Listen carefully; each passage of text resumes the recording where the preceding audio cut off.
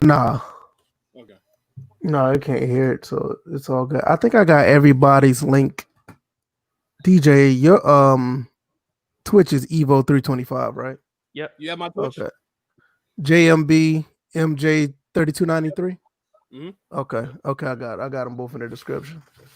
Yeah, basically starting fresh over there for me. Yeah, definitely. Yeah, I got away from Twitch. It's just to me, it just felt like it was too much going on as far as just keeping a connection over there. It's like when I run on YouTube, it's much easier for me to have I don't have any crazy dips. Like I like the last few streams I did on Twitch, I ended up almost getting kicked off the platform. So I was like, so I tweaked a few things here on YouTube, and I'm okay.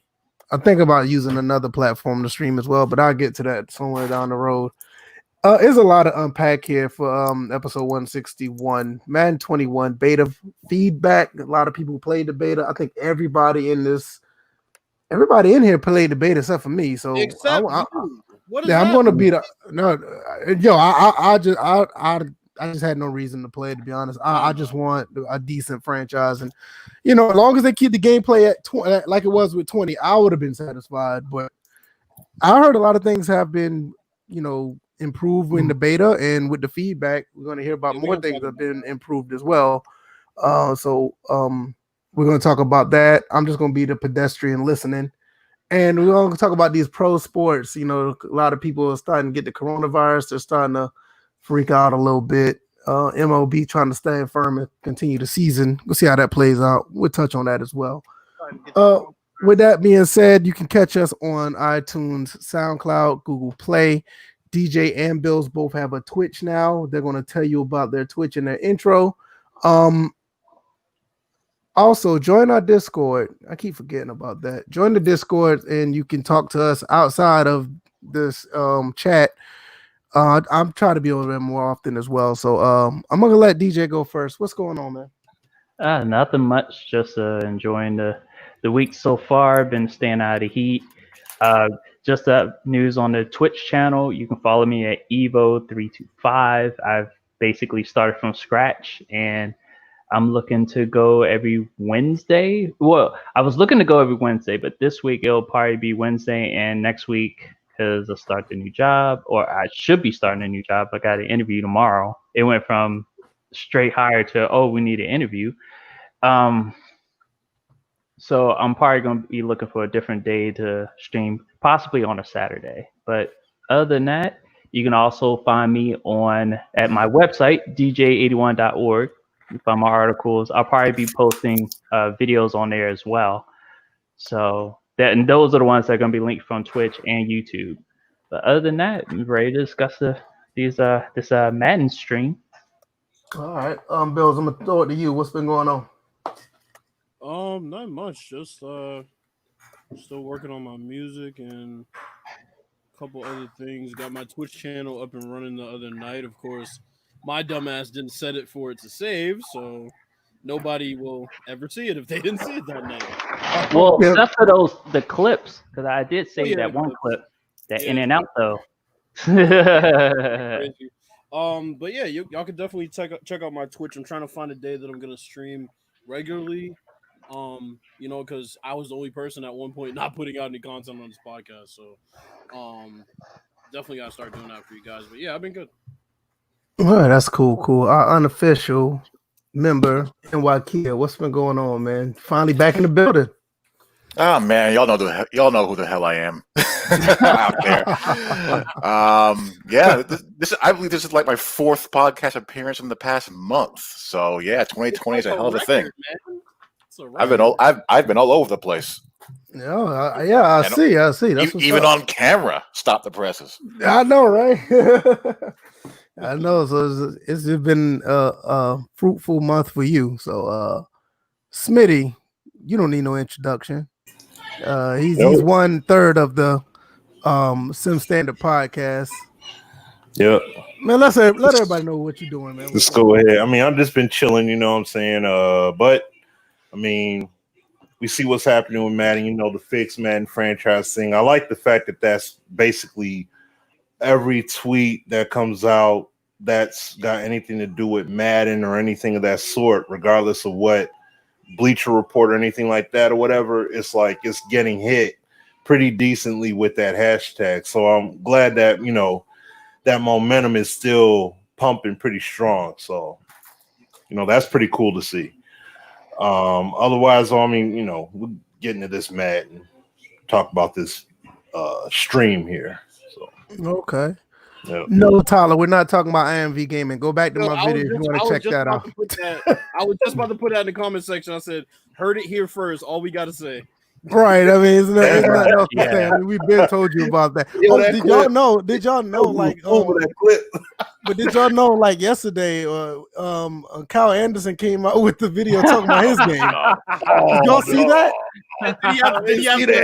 Did he have the blender going in the background? I don't know what he had going on in the back. I didn't even look at it. All I know is he came up with a video. I just put the crying emojis. I was like, I'm not looking at that. All I know it was like the update was, hey, you notice I got a brand new clean camera? You see the quality you can see me with?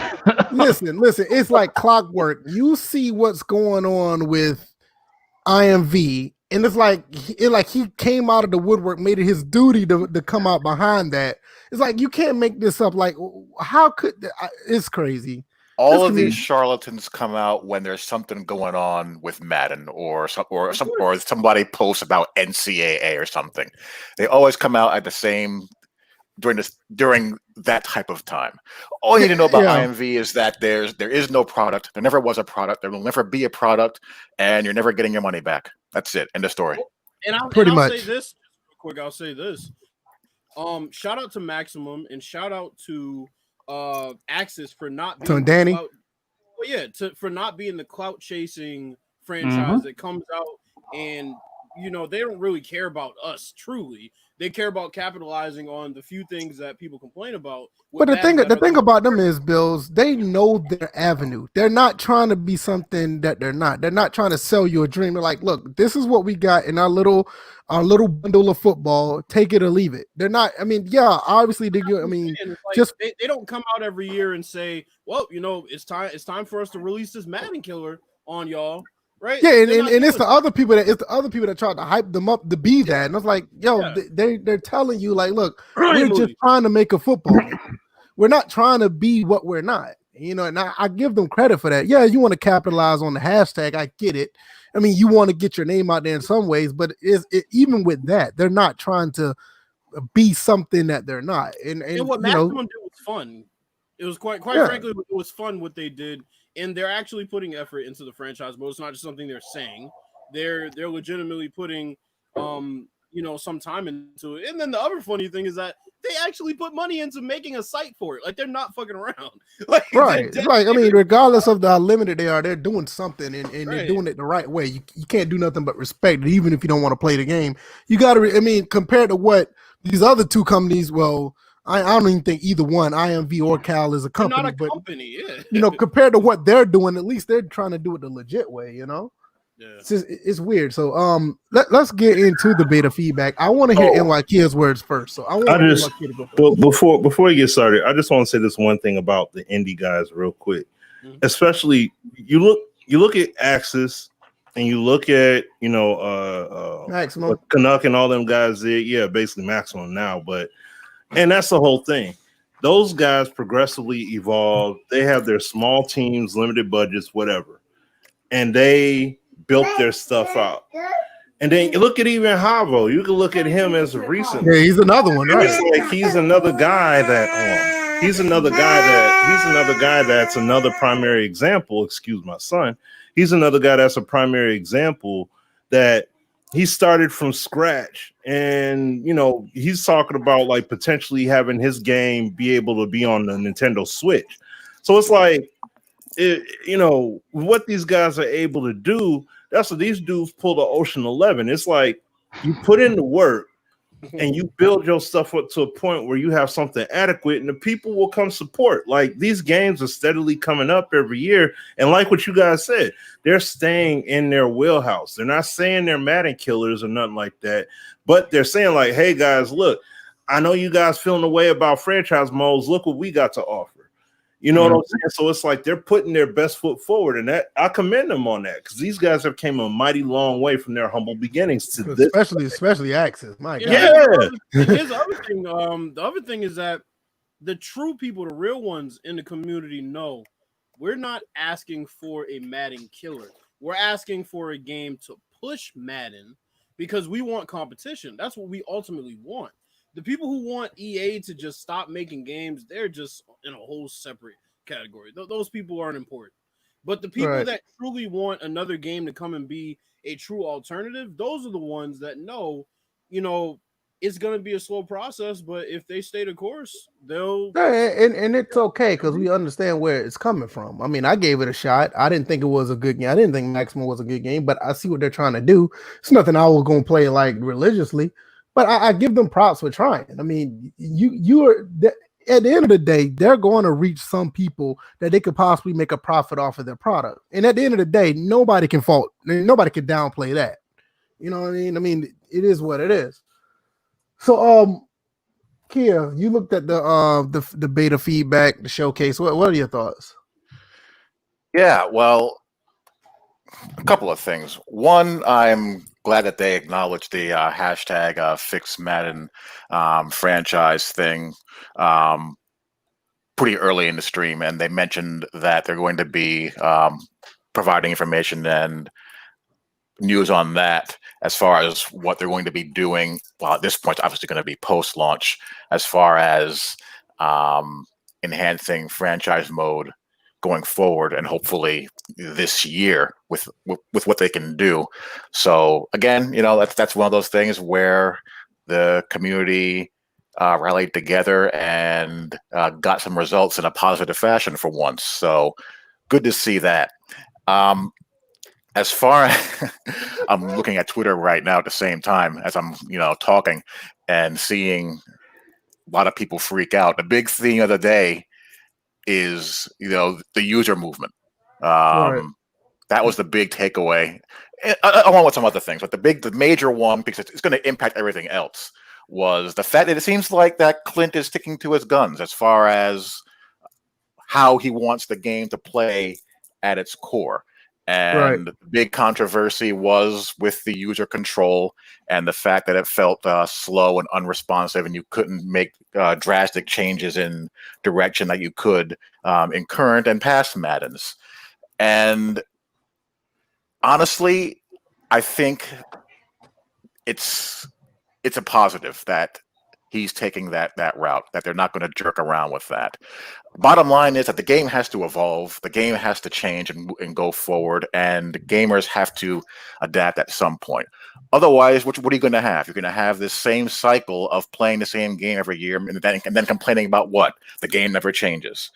We all adapt to how the game plays at any given year, and we all figure things out. So I'm happy as far as that is concerned. And truth be told, after I played about, I would say, a little over a dozen head-to-head games during the beta, and it is a jarring change. It really is, because it's so different than what Madden previously was. Mm-hmm. I can't really do it justice. I can't even compare it to APF user movement because it's more drastic than that. Oh, it wow. really is. You're not getting to anything if you're not making the proper beat on the play.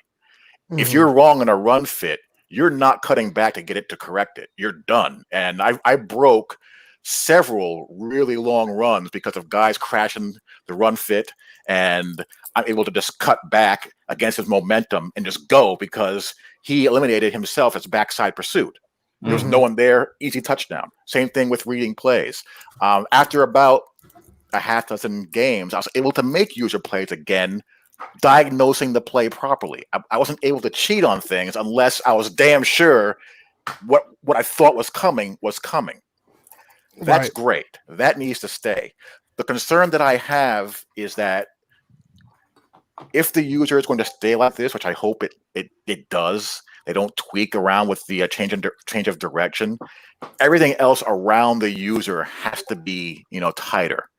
A lot of the coverage bugs have to be cleaned up, and the pursuit by your AI defenders have to be cleaned up in order to balance out that correction to the user. in the stream, they said that they addressed some of those and that others will have to be addressed and updates that will come afterwards. So it's good that it's on their radar. But that's something that's going to go a long way towards establishing or not having balance in the game. I believe that we're going to adapt to the change in user control. Good players always adapt to the way the game is presented, to how the game is presented to them. Yeah. It's everything else that's going to be going around the game, which is going to be key. Yeah, I mean, I'm gonna let you continue if you got anything else. Like me, I play a lot of games, and I have to adapt on the fly, and so I know exactly what you mean. How people having to adapt to certain things, especially when they played one game all the time. Like a good gamer, or even like a person who understands the feel of the game, they're going to catch on really quick. Like, I mean, that's just nature. I haven't played the game or anything, but I would know. I'm a big firm believer, and I'm a testament to that works that way. Bills, what were your thoughts? Oh, NYK, you got anything else? Yeah, I mean, there are some valid concerns, because a valid criticism is that players running straight line did not feel like they were playing up to their speed ratings. A guy who I was interacting with mentioned that he couldn't cover with Devin White slower tight ends, and Devin White's one of the fastest linebackers in the game. He couldn't run with slower players.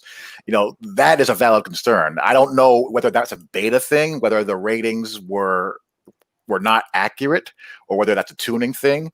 But as long as it might be parity thing. It might be. Who knows? But as long as I can run, as long as I can run forward and backwards at the speed of the player, I'm cool with that. And let change of direction be governed by better player movement.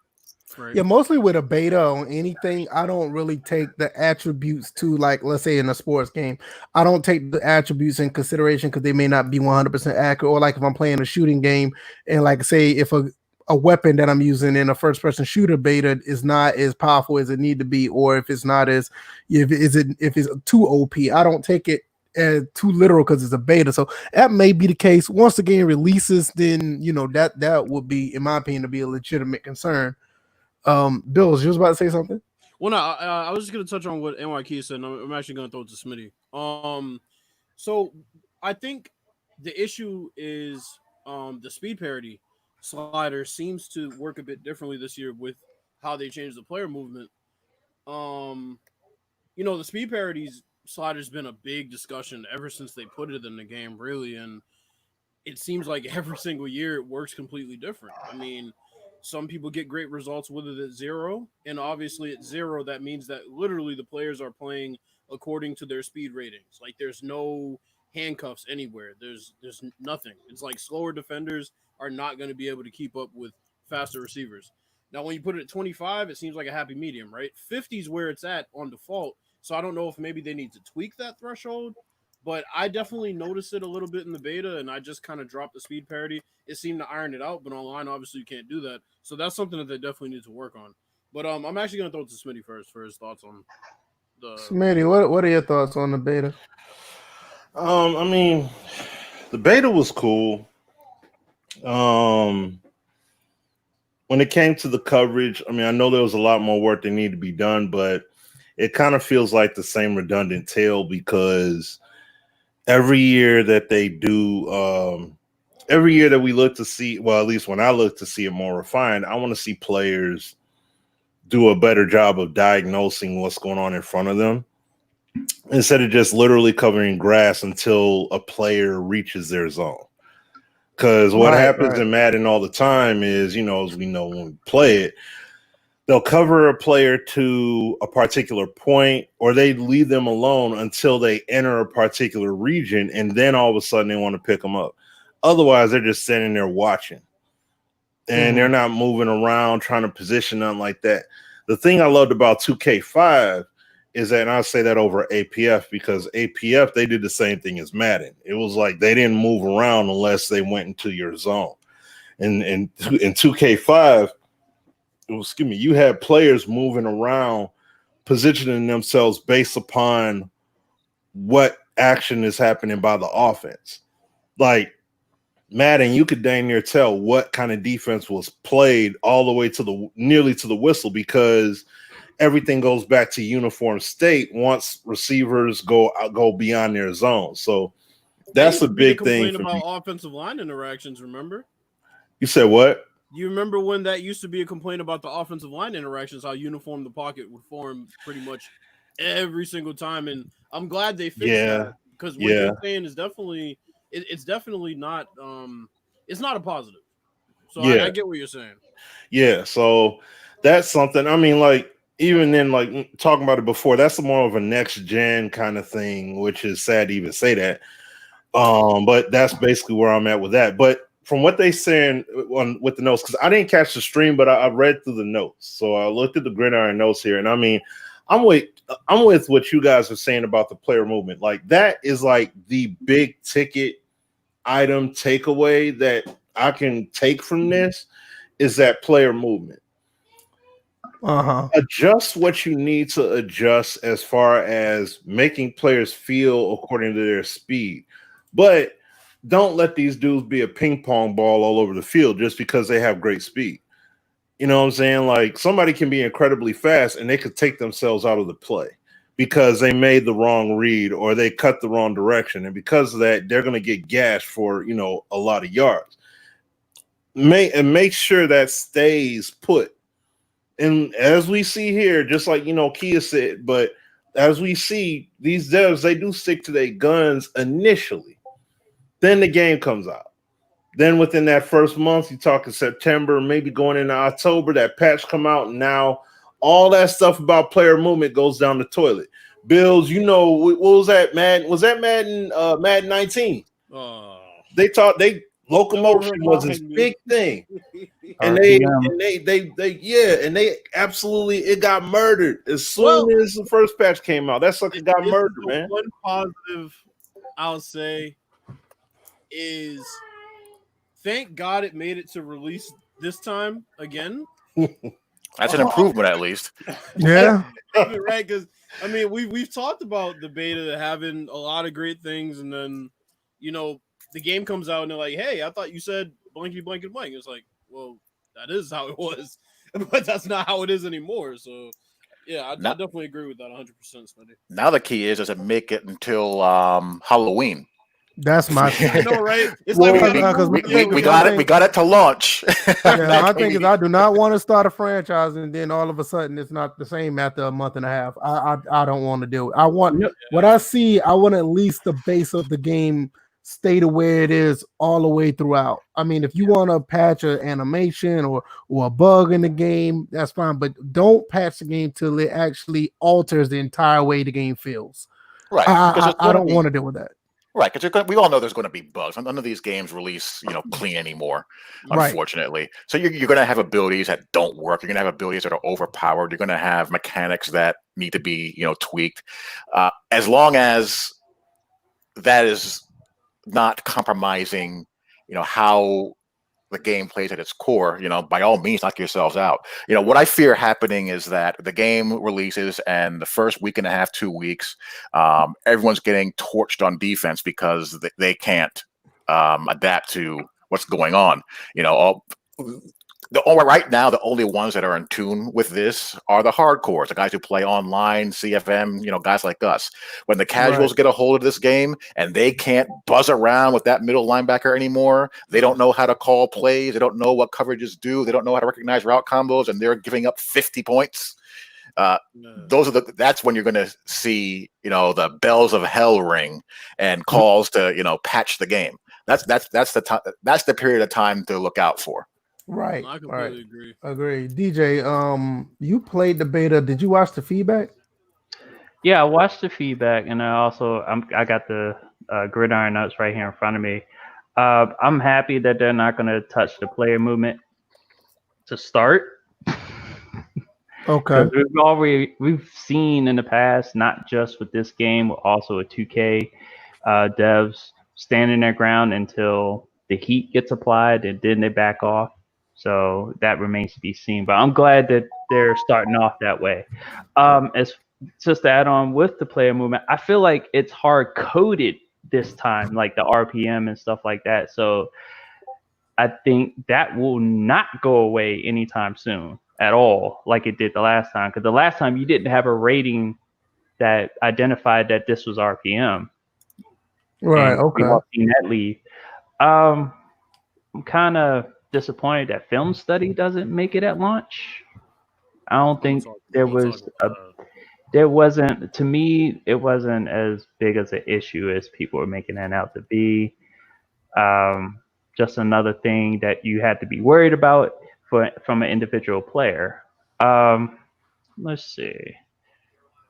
There was another thing in here. I like the fact that they are tuning the fatigue for the scrambling QBs and stuff like that. That they're adjusting it according to how you play it. Like if he's just running, and I heard Clint say this, it's like if he's just running and he slides, he runs out of bounds, there's not going to be as a big penalty stamina wise as it would if he would take a hit, which Right. I think makes sense and provides more strategy when you use like a Lamar Jackson or a Cam Newton or whatever. Russell Wilson scrambles every once in a while, so it's just like you can't just overdo it with players or you're going to run into issues, injuries, fumbles, whatever. Let's see. I think that was mostly what stuck out to me. Again, I'm a major franchise person, so I'm glad they did say something about franchise at the beginning, but I'm at the point where it's just like mid-August we're gonna hear about this. The game's gonna release possibly. The guy also said possibly sooner, but we're past that point where it's just like we got to continue to wait for another month and some change, and you've already had to backtrack from your commitment based on last year on a franchise, and now you almost got caught trying to sneak past franchise this year.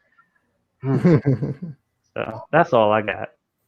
I think that covered everybody. Bills, I know you had a few things you wanted to talk about before you went to Smitty. What were your thoughts about the beta as well? So, I just want to touch on that franchise thing real quick.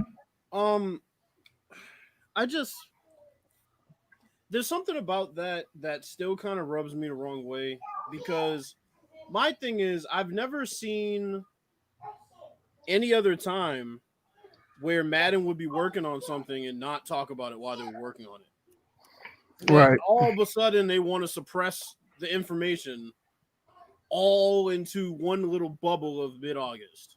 Something about that is just like, all right, the more time you build up, the more time you sit there and wait. If you come out with a dud, it's going to be even more vitriol. And then on top of that, because now everybody is even more in tune to what y'all are trying to pull, it's going to be even worse if you wait all this time and not tell us what you're doing. So that's my thing with the franchise. As far as the gameplay is concerned, the one thing that stuck out to me about the player movement was I took a look at this section that they have about the ball carrier archetype run styles. They have a list here: agile small, agile tall, bruiser quick, and bruiser heavy. That's interesting because for the first time I'm seeing them talk about strides, about how long somebody's stride is when they're running, which we've talked about this for years. The fact that, everybody's stride isn't the same. A Derrick Henry's taking long strides compared to a C-Mag, right? And I think that is another thing that will sort of add some differentiation between ball carriers. I like that. The agile tall one is an interesting one. They use Julio Jones as an example. It's going to be interesting to see who else they put into that category. But overall, I like that. I like that they have archetypes, that there's actually a rhyme or reason, because it says, here's a quick breakdown of how this works based on ratings, height, and weight. So, those things do matter. I like that. Obviously, the player movement not being touched is a plus. And once again, you have to add that precursor for now. like NYKia said, first it's release date. Okay, we got past that. All right, now it's October. Okay, we got past that. All right, now it's February when the season's over and they put out that patch that, oh my God, the gameplay is so great. So if it makes it to that point, right, then it's like, okay, we're good. Like y'all stayed the course like you did last year with Pass Rush. All right, that's great. So that remains to be seen. I'm also glad that they didn't address dynamic, adaptive AI. That's positive, because I expected that to be one of their bigger things that they brought up in the complaints, but they didn't. That's a positive. That means that, hopefully they don't just go behind the scenes and take it out, right? And then everybody's like, well, where is it? And nowhere to be found. But, them not bringing it up in the feedback is a positive to me. I think that means that people either adjusted or just accepted the fact that they're not going to get rid of it. Well, to add on to that, I know there'll be two ways to find out now. Most of us who understand adaptive AI, there's the main way where as you play the game, you see what changes, what doesn't change. The easy way will be to see how those, because how the offensive linemen, they have those blocks underneath that fill up. That's the easiest way to figure out if adaptive AI is still going to be there in some form or fashion. That and the coverage adjustments that seem to be against the norm, right? Where this year, I talked about it the very next podcast after the beta. This year, it's not just cornerback on cornerback. Now they're putting their best on your best sometimes, depending on the team. So that's adaptive AI. Other than that, the zones, they said they're going to keep tuning those. There's a lot that needs to be fixed. I brought this up to NYKia. I'm like, I remember y'all talking about that. I want three quarters of my beta notes was just on coverage bugs. Bro, and it's a thing where it's not tuning. It's no, those are bugs. That's not tuning. Those are legitimate issues. They said fix issues in cover 4 quarters and palms causing zone defenders to react too much to play action. It wasn't even play action half the time. So that's cover 3 and cover 2 coverages will get more updates later after launch. I mean, that's great, but those were literally later. Better be like a week later, right? Day of release later. It's like if you're not going from broken to okay, this is bearable, and then we're gonna add on more changes, then I'm not really feeling that, because it legitimately was broken. And it seemed like for certain teams, you just could not call cover 3. Cover 2, I've talked about it for years. They still don't jam. They said they were going to work on it last year. They said they were going to work on it the year before that, and they still don't jam at the line. I don't have any faith in that ever being fixed. I don't even run cover 2 anymore. So, other than that, the only other thing is film study. People need to grow up. I think that needs to be in the game. That, man. I don't know how you think that's not. Like, how can you be a comp guy and think that that's not realistic? Are these players just supposed to stay out there and not react to anything that they've been seeing you doing because you're playing a user? It's just ridiculous to me how that is something that really bothers them. Well, here's my thought on that. Why do I need an ability for that? What's the play rec and the awareness rating for? Yes. Well, here's the thing. Unfortunately, Clint has said this several times, that the play recognition is literally just as it a run or a pass, which I think is utterly ridiculous. Which is stupid. That's very dumb. That's not play recognition. That's play type recognition. That's not play recognition. Oh my God, you knew it was a run instead of a pass. You didn't blitz. How do you think match coverage works? Match coverage is all about diagnosing patterns. Yes. And recognizing route distribution. You can't play match coverage if you don't know how to recognize routes. Right, exactly. Instead, they make it work by just converting it to man coverage and making them know what route you're running to play that man coverage. And then on top of that, the crown jewel is film study. Go ahead, VF. What were you saying?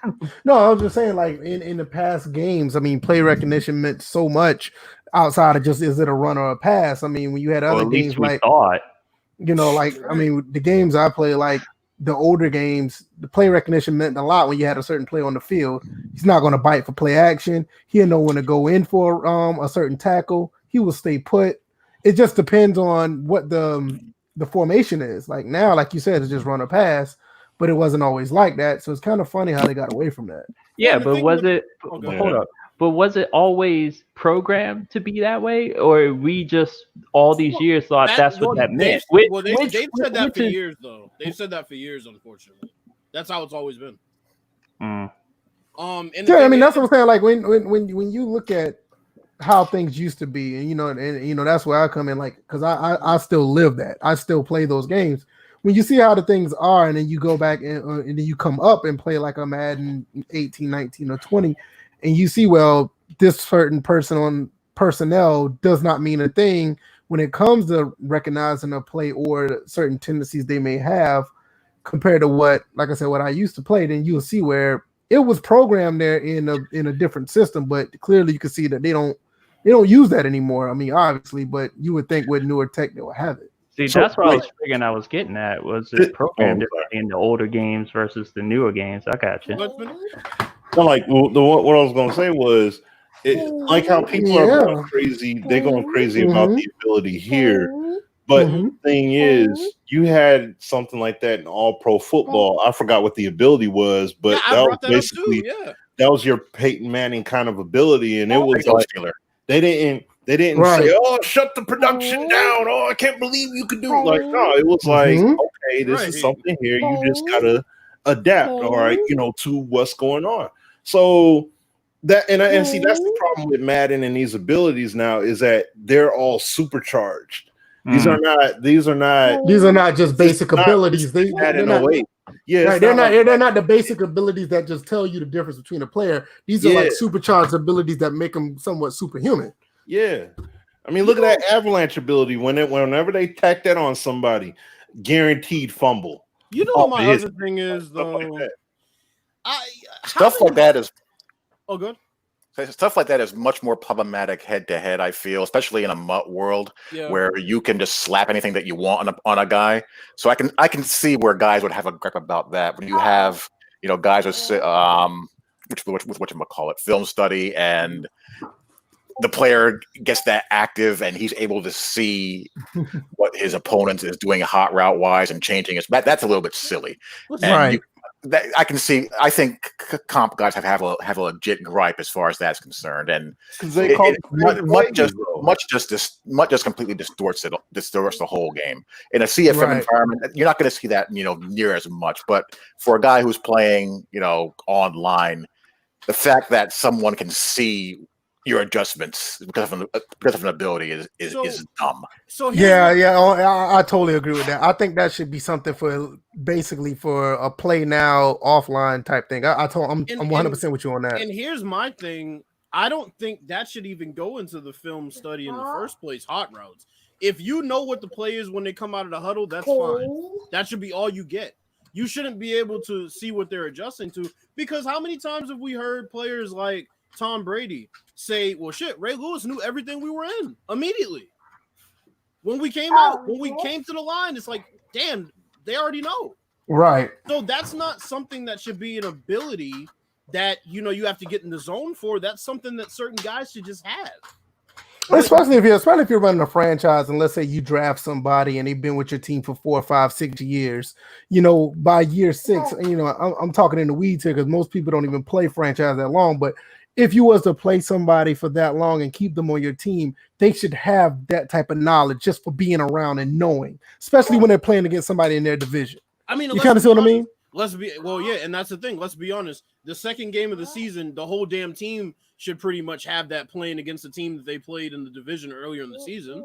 They should have some form of that. It shouldn't be to the level of, the superstars, but everybody should somewhat be aware. They should know something. Yeah, right. I mean, so that's my thing. It shouldn't be an ability, and no, it shouldn't cover all the hot routes that they do. That's utterly ridiculous. I don't know why I didn't know that was even included. That's ridiculous. So now I can understand why they took it out. They need to tweak it to where the hot routes aren't included. You come to the line, you see what they're in. As soon as they make adjustments, you don't know what they're making. You don't know what adjustments they're making. You have to guess at that point. But at least you have a head up by knowing what they're in. And then when they adjust, you have to adjust. I think that's how it should be. So I do have a question for everybody. So how much more tweaking do you think they need to prior to release? Like if they're going to do a day one patch, if everybody could think of one thing, like 'cause, I mean I don't know because I haven't played the beta, so this is why you guys are here. Like what is one thing that you think they need the patch in prior to release once you've seen the feedback and played the beta? Anybody can go first. It don't matter. Like I said, I don't know what the zones look like right now. That was very worrisome. Okay. That was very, very, very worrisome. I mean, literally, you couldn't call certain cover threes. What about you? What about you, DJ? I would say just shore up the physics. Oh yeah, you were talking about that with the throw out of sacks. Yeah. Yep. Okay, physics should be patched. Smitty, what about you? Since Bill said the hottest ticket when I got, but really the passing.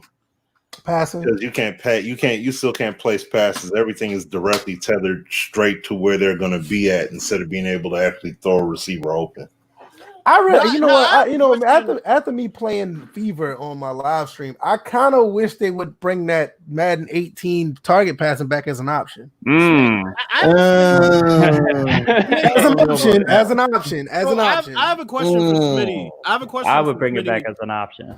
I have a question I want to bring up to y'all, though. I have a question I want to bring up to those who play the beta, obviously. Do you think that some of the passing has to be taken with a grain of salt because we played with some of the better quarterbacks in the league in the beta pretty much exclusively? No. See, that's the problem. Because I was playing with Lamar Jackson. He's throwing it to where they're going to be. Mahomes, where they're going to be. He's not throwing them, so he's not throwing it to a spot. And that's the problem. If they had the read and lead control, no, I will say this. The only reason why I have to give the cringy response to what VF said about the passing is because the read and lead control, in comparison to the target passing in Madden, you put that cursor where it's going to be, the ball's going there no matter what their rating is.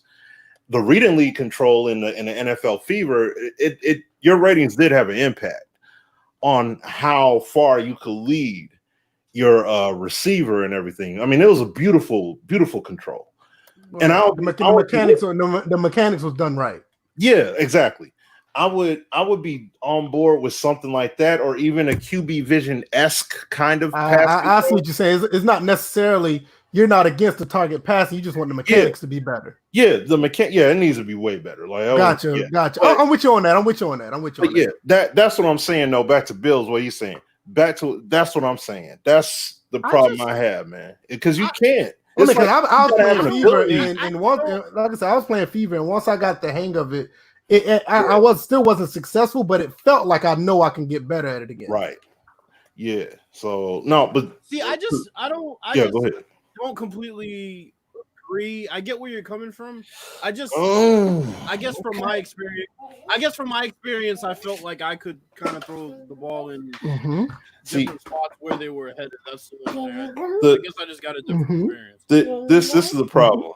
If I fire up, VF could easily go with this too. I mean, you probably could too. If I fire up any PS2 Madden, I'll be able to lead. I could take the worst. Right. I could take Joey Harrington and lead a receiver into space. That's my point. Like, he's not a great quarterback at all, but I can lead him into space. You can put it somewhere outside. You can put it somewhere outside of the route. Yeah, like you can do that. You can't do that in Madden now. I did that. I don't know. I did that a couple times in the beta, though. I mean, now granted, I guess a lot of the times the receivers were running open because the zones were broken when I played head to head. Yes. But I mean, there were a couple times that I had to adjust where I was throwing the ball with Brady to kind of break it off of his route on some comebacks because that's where I usually adjust it. So I don't know. I mean, I get what you're saying. Yeah, I'm just saying, like, short and sweet. APF got the best pass control hands down, in my opinion. It would obliterate what's in Madden 21. I agree with that. If I was to do that, but yeah, I agree. That's what I'm saying. APF has like really good passing. Yeah. I'll put Madden 04 right there with it though. Yeah, Madden 04. Yeah, that's legit. Yep. Madden 04 is beastly with the pass control. Those two are like in a league of their own. Yeah, NYK, what about you? What do you think you need to be put in prior to release?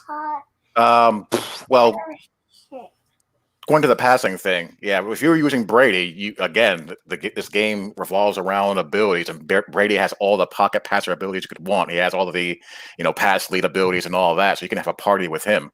Again, abilities govern the game too much, in my opinion. But as far as stuff that needs to be done out of the gate, coverage bugs. I mean, I was playing head-to-head games, and I was throwing maybe one or two incompletions at the most. And if I was throwing two incompletions, one of them was a throwaway or something like that. I was just moving the ball up and down the field. So yeah, the passing bugs, the pass coverage bugs got to be cleaned up. They said, "Kid, you think you can't pass in Madden 20, huh? Well, here's Madden 21." Well, if you can't pass in Madden 21 when the game drops, you might as well just retire from the game. Pretty much. It's that bad, huh? Yeah, the beta was a passing party. If you were throwing more than two incompletions, you were either doing it on purpose or doing something wrong. Oh wow. Yeah. I think at the end of the day, I mean, I think one thing about the zones that's been somewhat of an issue. A lot, not consistently, but most Madden or even in NCAA, like when the game comes out, like it's like the zones was messed up. I remember NCAA 12 had an issue. I think one of the Madden, was it 15 or 16? One of them had real bad issues as well. So it's somewhat been a legacy issue with Madden. Like when it releases, it has some type of zone coverage issue. I think 19 had somewhat of an issue as well. I remember NYQ was doing a video with 19, and some guys, when you had a single high, he would let receivers run right past them. Yeah, there was a cover 3 bug where the post safety vacated the middle of the field every time. Right. Because I remember watching that.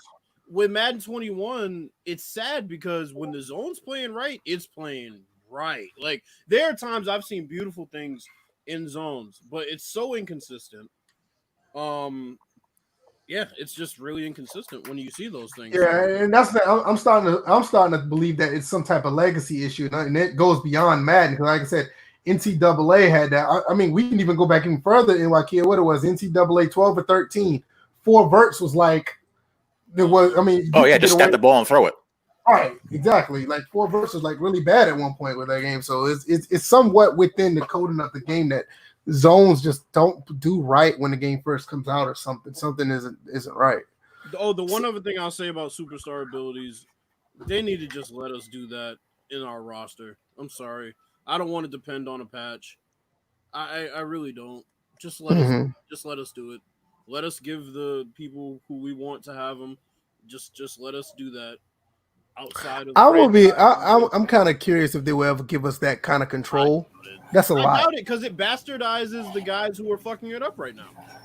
Yeah, because that's a lot to give up because that's like one of their big things right now that they're touting as far as abilities and for us to alter it in any way. I think that'll kind of diminish the value of what they came across because they didn't realize it was going to be this popular. I mean, it shouldn't bother them because we do rosters every year to fix the shit. Stuff in the game, so they might as well let us do that too. 2K lets you do it, so right. Pretty much. That's cool. And the worst part about 2K is that the first year they put it in, they had tiers for it. They were abilities that were for the entire game. They didn't have them where you have to get in the zone for that to be the case. So right, 2K is already ahead of the game as far as that's concerned. And yeah, like Smitty said, they let you do it in your own roster where you say, okay, I think this guy should have, whatever ability. I appreciate everybody who's here listening. Not too many people are in the comments saying much, but I mean, we really appreciate it. We do want your feedback so it can be on the screen. I'm gonna give a real quick, real football gamer. He said something about Pez. He said he loves Pez 19. Gameplay is smooth and realistic. Career mode is great. I made my team and get ready to get it. Okay. FIFA is great also, but wow, I think Pez is a little more. Let's Well, see. I'm gonna have to agree with him, especially with PES 20. It's like more of the same. And if you want to see somebody choke in a game, go to my Twitch stream, because yeah, Ain't nobody, ain't nobody choke worse than I did when I played that old Sega no, Genesis Joe no. Montana game. That Dills game, that would I tell choked you. horribly in that Dills game. would tell you he saw it. It was pretty bad. You know you're my guy, but ooh. Hey, I don't sleep gotta on Nigeria. I got to give a shout out to Cal Anderson for leaving the one dislike we have right now. Thank you for listening. Hey man, I'm telling you right now, man. I'm buying Cal Anderson's game, man. Oh yeah, I I bet you are. Get my Monopoly money ready. I'm buying that game. I'm buying that game. Let's see. King David said, "I'm glad they're sticking to their guns." There, I guess he's talking about the linebacker player movement that y'all were talking about earlier. Pretty much everything that they did left untouched. Okay, for that's now. Cool. For now. Right. That's what we got to put a big old fat asterisk on that gridiron note saying that stream. Like, you know what we should do? We should create a calendar. Release day August 25th. Don't do that, man. Some, Vegas odds on that. Like, how long this gonna last? Do a daily tally. Right. Yeah, right. Chris Thomas also bring back Vision Cone. I don't think they'll ever do that. It was too controversial. Some quarterbacks got hurt behind the Vision Cone. I don't think they'll ever do that. On and off after. You could. Right? Yeah, but even then, I mean, they still got mad. Like you had some like, why am my Vision Cone so small? Like, well, shit, you can't throw. Like, but that's what the big deal was about it. But Pelican Man said, "Who's copping Legends Bowl?" I'm gonna check it out. That's a Hobble joint. Yeah, I know that's Hobble's game. I was just asking like who's gonna. I'll check if it's on the Switch. I'm out because I don't have a Switch. I'm still waiting for Bayonetta 3. Did you get a Switch? It's gonna be on PC. Oh, is it? Okay. Yeah, okay, it's on the Steam joint. I got it on the wish list. So okay, I might have to do that. I might have to go over there to Steam and do that. Big Willie said he's copping the game for support, so that sounds cool. I mean, why not? Why not? Anybody else got anything they want to add to the Madden situation or the Madden beta? I mean, not really. Honestly. We know they ain't about to do nothing major with franchise mode, no matter what. With what's being said here, if they do anything, you're basically gonna be waiting until next gen. I'm ready. Who knows how long down the line? Mid-August, man. I'm ready for a shitstorm. That's what I'm ready. Because look, man. EA. The thing with EA is not really EA as a whole, but with Madden, you have to set your expectations so low, and then you still end up being disappointed somehow, some way. So for me, I'm just like, I've already decided I'm gonna go ahead and get it. So my purchase doesn't hinge on it. I know a lot of people's, their purchase does, but for me, I'm just ready to watch the festivities. To be honest. Yeah, I think for me, it's like I'm right here, right along with I'm right along with King David. He said I'm ready for the Madden 21. Give it with the look of Origin Access 10-hour trial. Shout out to Scott. Probably going to do the same thing. Shout out to Scott O'Gallagher, man. He always been coming through for the past few weeks. Another day, same thing. Bill's coming for everybody. Man, I'm just he comes for the show. Right. But yeah, I mean, at the end of the day, I think from what I've seen, from what people have been saying about the game, whatever, I think it's going to be a pretty solid game. I haven't played it, obviously, but I think it's going to be an okay game. Now, what was the I missed out on? Oh, I forgot. Oh, you just came back. Yeah, we just had anything else to add to Madden. Yeah. Oh, okay. Never mind. Yeah, I mean, to me, I just think, like I said, I think everything's going to be okay with the game. As what we'll see at launch, I think like what NYK said around Halloween, maybe mid-October. As soon as somebody start complaining, here you go, baby. I'm sorry. I stole it. I stole his cup of milk. You about to kill me. Wow. No, because he kept throwing it. Now he wants it, and he's gonna beat me up. Oh, yeah. The one thing I when Smitty know about the kid when they start to throw stuff, you gotta take it from him. The one thing I will say, I'm excited to see what the adaptive AI holds as far as other teams are concerned, because we got a big dose of it, with those 4 teams, but I'm interested to see what the other teams do as far as us concerned, because I feel like there are some more layers to it that we might not have seen. So that's really the big thing that I'm looking forward to seeing. Yeah, I just said my expectations, like DJs, like they're really low. So I mean, saying I'm going to get it on PC, 10-hour trial, or hell, I might just buy a $15, dollar subscription, and I'm gonna try it out. And I think I'm gonna have a pretty decent time with it, based on what everybody's saying, and with my experience with Madden 20. My only thing is just give me the chance to be immersed just a little bit with franchise mode. You do that, I'll probably end up playing the game an entire year. So I don't have anything they else. Got something, but it's gonna be basically like a very short list of the stuff we listed on that dual cast. Yeah. So with that being said, anybody wanting to jump to the next topic? I mean, we got some baseball players getting COVID. Oh God! A lot of some The people Miami are real cautious. COVID-19. Yeah, you see that, right? NY man, I know you was talking about it earlier, man. What are your thoughts about that? And you think they should continue the season, or what's up with that? Yeah, I don't see this working. I don't see MLB lasting more than a couple of weeks, because how many teams have been affected so far? You had the Marlins and the Phillies, right? Yeah, and the teams that they played as well, and then those teams are going to be traveling and playing.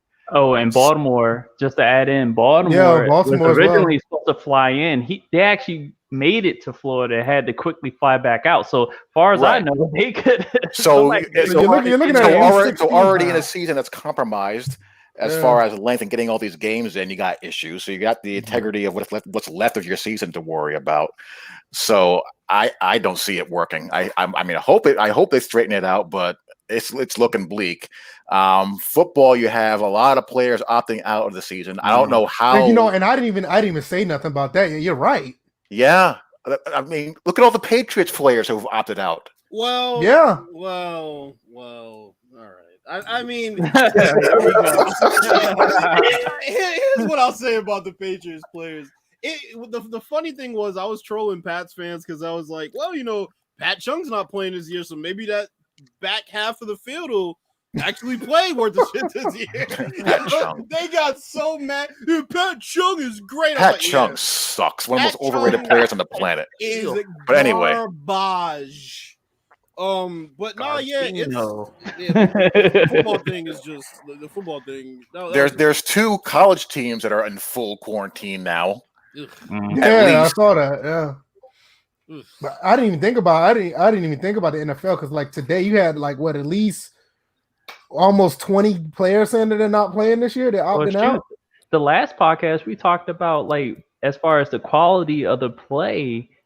I know we were going back and forth about that. Shoot, if you have a season, you don't have to worry about the quality of play. And I'm gonna be honest, I'm not even gonna back up from what I said. I was on record to say they should just play and get herd immunity. But now it seems like they don't want to play, and it's like that's fine, because I don't think I don't want to force anybody to play.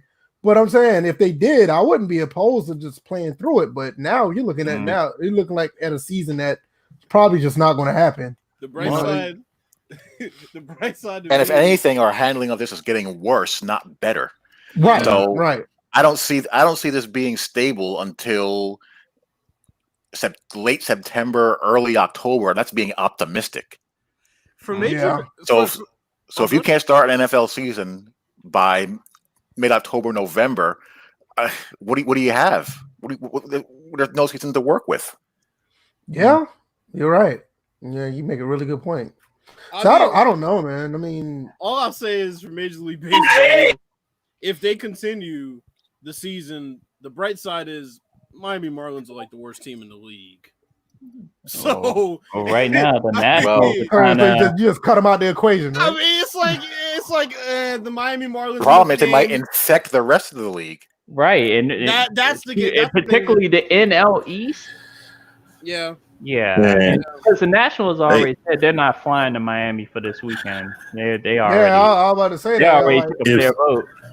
If they don't have, like what OG just said, basically, they don't have a bubble kind of situation where it's like teams are only playing in certain cities. Like, let's say you have 5 or 6 select cities, and you got private planes or something like that. Like, it would have to be something like that. in order for it to really work out. Because OG said without a bubble, he don't see anything happening. Like everybody's got to be tested, like from the pilots or the bus drivers or whatever, that to everybody involved. If they're all good, that's it. Like, you guys are separating from your families for X amount of time to play out this season.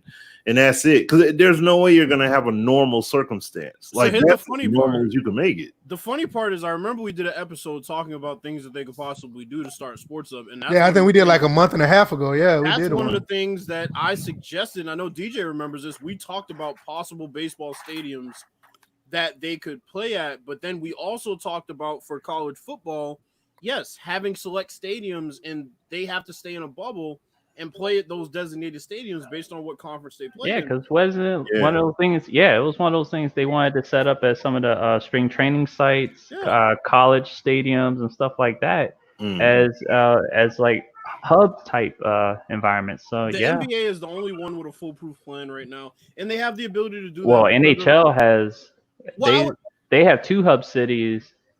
And plus I think with the advantage with the NBA and the NHL, since they're restarting NHL, their biggest advantage is they're going straight into the playoffs. So they just herd all the teams to just 2 cities. With the NBA, you have to reduce the number of teams because you're pretty much playing up to to possibly play into the playoffs.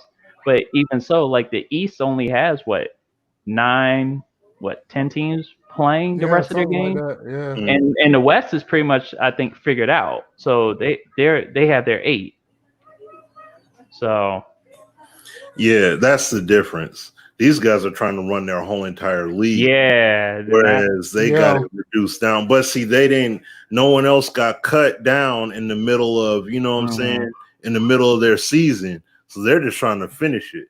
So like you said, the NHL, they could do something similar, just, which would make sense. I mean, just take the teams that got a chance and just have your neutral locations or sites or whatever, play, and that's it. Like, it just stays there. No need to make it bigger. Like, we're going to do something extravagant outside over here. Like, no, just keep it in that site, and that's it. You're done. Go home. Exit the bubble. You're done. See, with the NBA, I was all for those chances. But as far as the Wizards were concerned, the moment that Bertans pulled out and then Beal had that injury and he's not playing, I was just like, I might as well pull out that team. I don't even know why they're down there, just to, be possible potential COVID-19 carriers if they leave that bubble, because there have been people trying to sneak out that bubble, sneak people in that bubble. Yeah, like Lou Williams. They should do like they do on the Survivor. Instead of kicking them off the island, kick their ass out the bubble. Kick them out, bro. That's a problem with this whole thing. Everything has to go so perfect. You can't have any slip-ups anywhere. All it takes is one idiot like Lou Williams going to a damn strip club and catching God knows what. He catch something more than COVID. Here's the thing about Lou Williams that gets me. How the hell are there strip clubs open during a damn pandemic? Well, that's another thing, right? There are a lot of questions I have, but my thing is, okay, so you get caught, the dude posts a picture, you tell him to delete it. You claim, he claims it was an old picture first, which who was wearing masks in the strip club? As an old nobody. This is from 2015, so but you got this mask on. So that was the first thing that got me. Then he says, well, I was going to get wings. Who goes to, bro, you're in Atlanta, Georgia. Yo, it's plenty of places in Atlanta to get wings. Trust me, I know. Wings. But you went to see strippers. And Magic City is in downtown, not too far from the It's not too far from the county jail, bro. It's a lot of stuff down there that you can catch, bro. With some prepubescent freaking rapper, and take a picture with him when you're there to get wings. I can see if he went to, like Strokers or something, but dude went to Magic City. Magic City is downtown. It's downtown next to the county jail by the Greyhound bus station. So y'all know in any city where the Greyhound bus station is, you know what type of part of town you I in. know that from my military days, Right. traveling up and down 95. So you already know, right? Yeah, exactly. I definitely know. So you can't already know. you can't ask for a leave of absence from the bubble, and then the very next day you get caught doing some shit like this. It's like You didn't did some Dennis Rodman type He shit. was Bro. like, he was like, oh, yeah. he was at, like, least, at least had a couple of days passed. I mean, damn. he was like, Right. I left the bubble. I'm off the grid now. Jack Harlow's there. Yeah, hey, hold my beer. Let me take this picture real quick. And the thing was, Lou Williams knew he was taking the picture because he looked right in the fucking camera. So he's just an idiot. He's just stupid. Like, bro, like, Oh, if he you went have a to- family, of all places, bro, Magic City is in the hood, if bro, you and I'm have not a joking. family matter to take care of, stop, get some food, don't take no pictures, and head home, bro. It's like, and Kendrick Perkins said something about it. He had the nerve to come at Kendrick Perkins sideways. Kendrick Perkins was telling the truth. He said, how you have rookies like Zion Williamson who are more mature than veterans like Lou Williams? It's true. Yeah, that's true. You're right. They take shit for granted. When don't you're a see- veteran, you think you can get away with shit. When you're a rookie, you know you can't get away with shit. Bro, we're not seeing reports of JR going to a back door of the facility and having Henny delivered to him. And you would he could think, and you would think something like that would actually happen Right. with JR. Well, JR showed he couldn't handle. What was it? He had a hard time handling social media or something like Yeah, that. he said something, and they made him cut off his stream or something like that. Right. I mean, He was like, "How you turn this shit off?" But he could still make an off-balance three in somebody's eye, though. let me tell you Yeah, that's something. JR being JR. Right. The waiters look pretty good out there. As far as the chemistry is concerned, I mean, obviously they've played with a couple of the people on the team, but no, the Lakers chemistry-wise look really good right now. And they played against a college team in that last game. Who did they play against? The Wizards. Oh shit. Well, So tell me, like y'all think like what is the timeline of all this getting shut down? Or like, let's say for instance, let's start with baseball. How long you think they're going to last? 2 weeks. Two more I weeks? give them a couple of weeks. 2 more Yeah, weeks. Gee, I look at the way the Nationals are playing. They're not even thinking about the games. They're like losing them, committing all types of errors, base running errors. They're not even thinking about this season. They're just like, let's just play it and just get it over with. So 2 It weeks. takes one major player either saying they're not going to play or getting COVID, and this whole thing's going to be shut down. Oh wow. Well, Basketball. How long you think they'll get around with basketball? I think they'll be able to finish that Yeah, I think they because make they're best set up. it. I think they make it. Think you'll be able to do it? Yeah, I think so too. Mm-hmm. College football. No chance. I No don't chance? think they're I don't Yeah, think they- they're starting. No, nah. You can't even get on a college campus. How you gonna? No. Yeah. Yeah, that's true. You're right about that. NFL. Well, I mean, they're still reporting to training camps and everything, though. Yeah. Really? Yeah.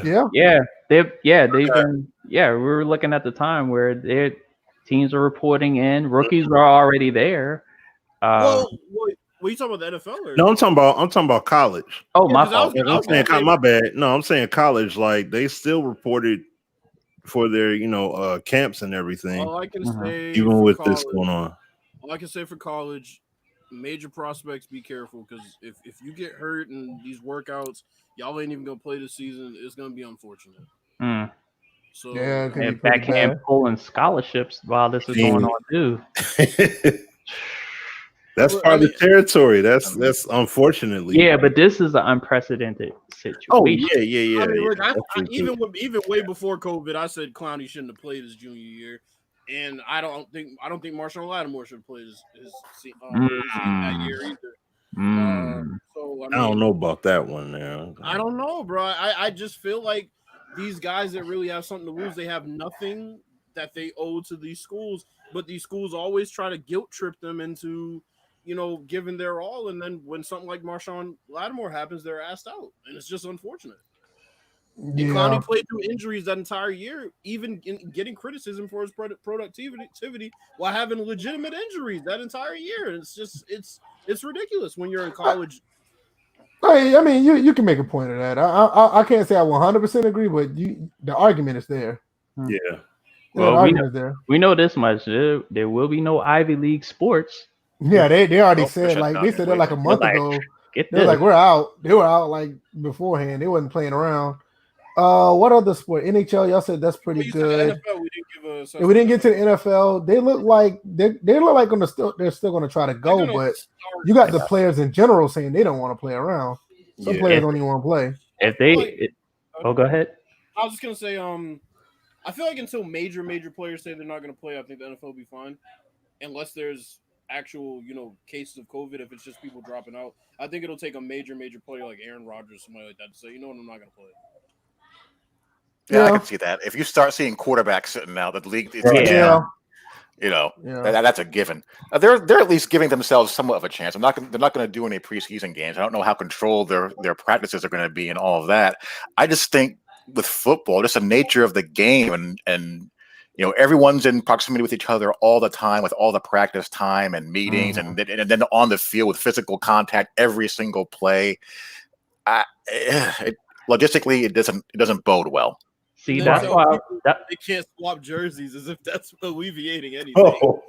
See, the main thing, and it kind of led to me saying when we were talking about the quality of the games, when if they would continue, is that the whole process, the whole routine of these teams, these players, how they conduct practices, especially with no preseasons. That's why what all this led to me saying that, hey, if they do go, the quality is not gonna pick up until like 3 to 5 games into the season, if that. So it's just like they gotta adjust. Because you have no preseason, so you may not really know who's good and who's not until into the second quarter of the season. How do y'all feel about that helmet they showed?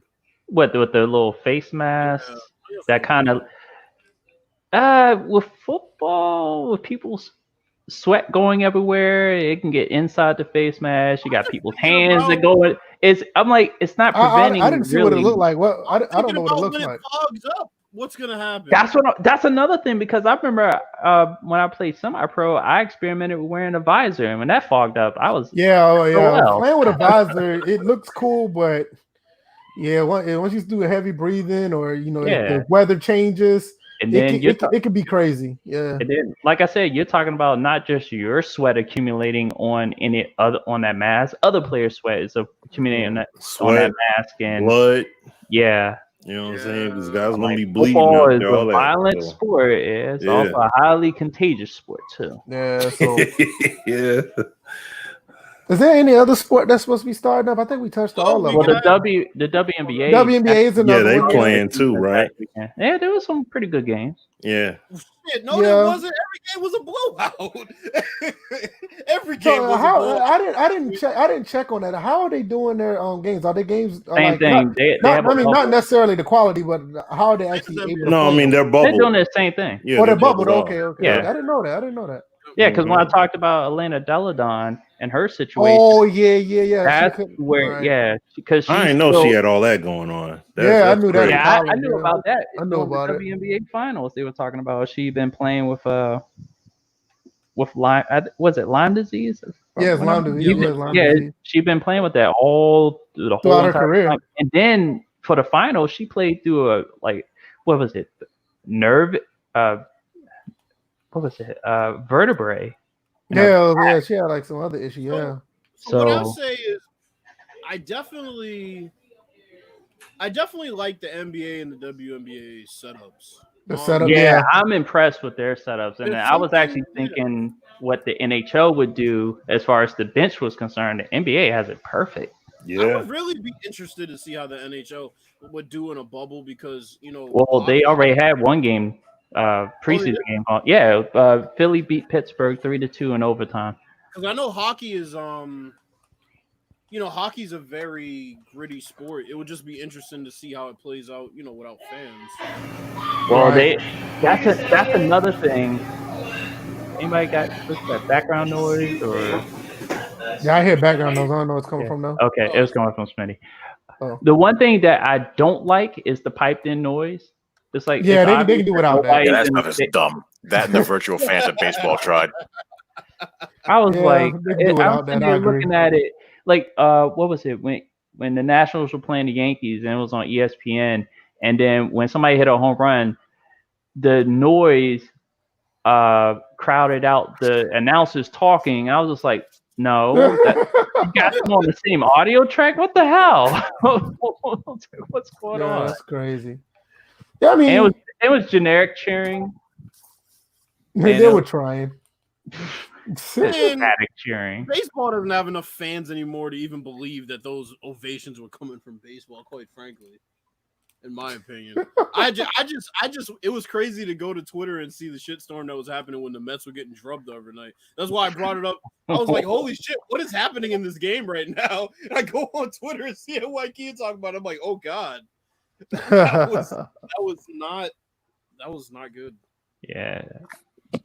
All right, let's see. Let's look at a couple of people in the chat. Appreciate everybody who's here. It's a lot of stuff I missed. Mm-hmm. Yeah, I'm like, we got into a little conversation. So yeah, I know. Pelican Man said who's copying NBA 2K sweat, NBA 2K sweat demo 21.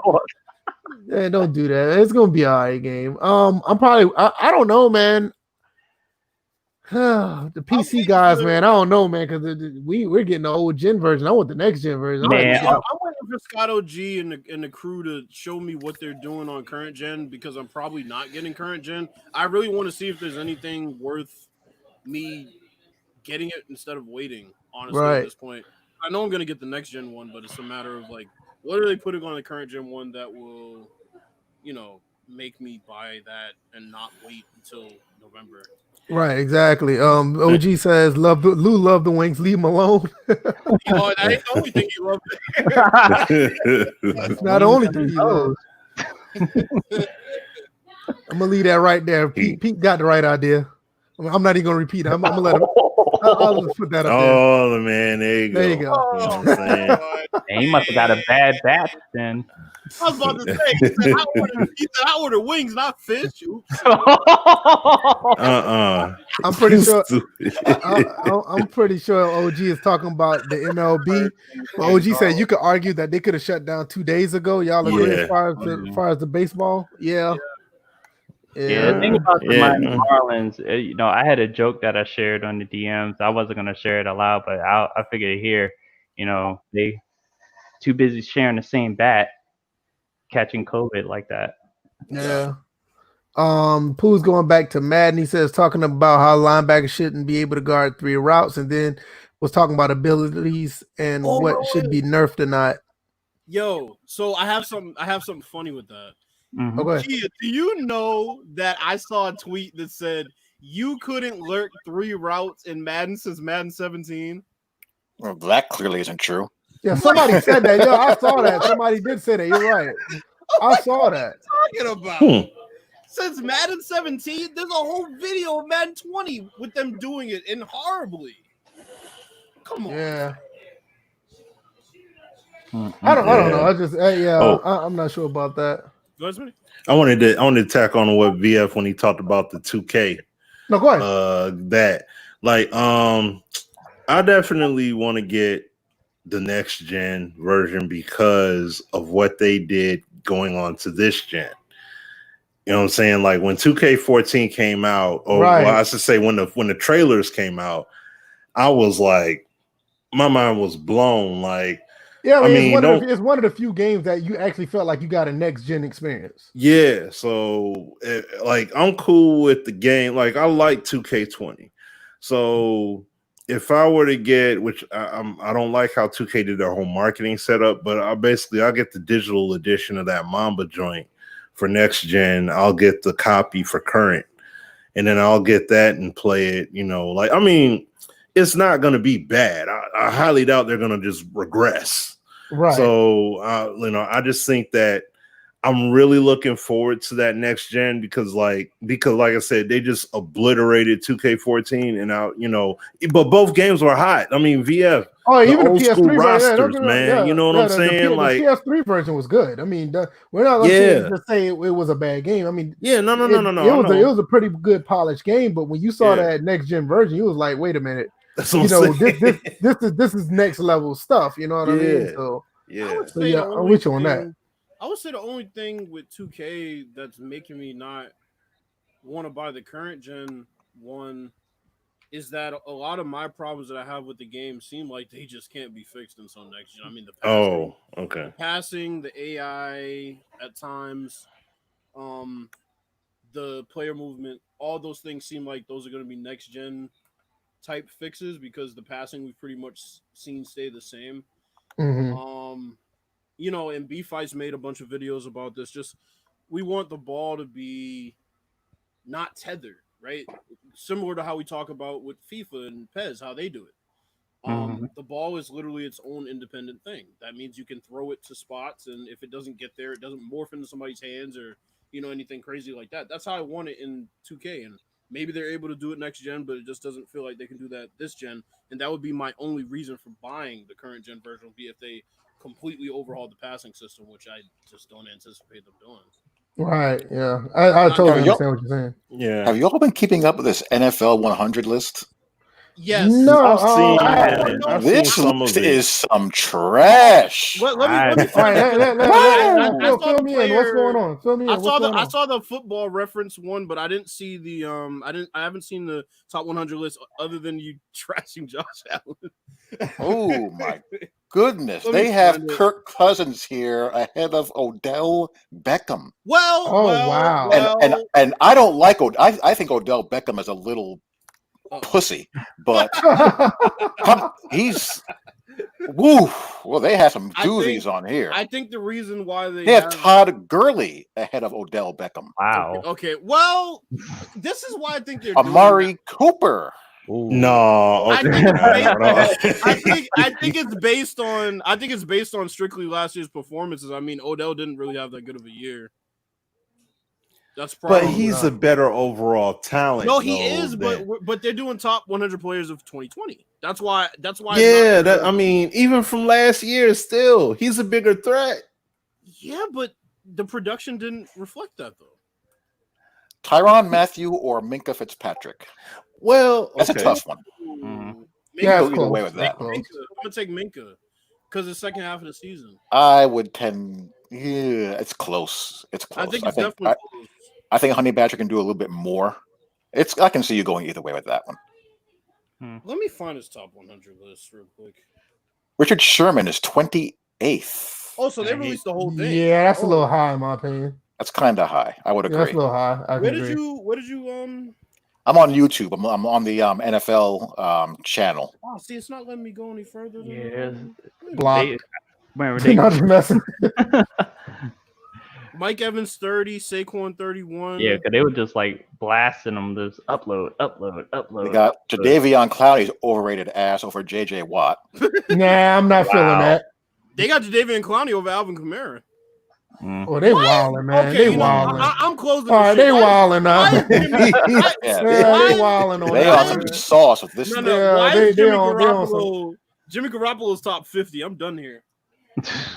I'm done. Yeah, they wilding on that one. I'm done with that one. I don't care if B5 gets mad at me or not. Wait a Jimmy minute. Garoppolo ain't top. Okay. 150. Wait a minute. Pooh just said Carson Wentz didn't even make the list. Yeah, he didn't know. He didn't even make the 100. Yeah, he didn't make it. Now that's the part I heard about. Yeah, I heard that on Twitter that he didn't even make the top 100. Now that's criminal. Because it's bad when the Cowboys fans are telling the exact same thing. Damn. Yeah, Zadarius Smith or Darius Leonard.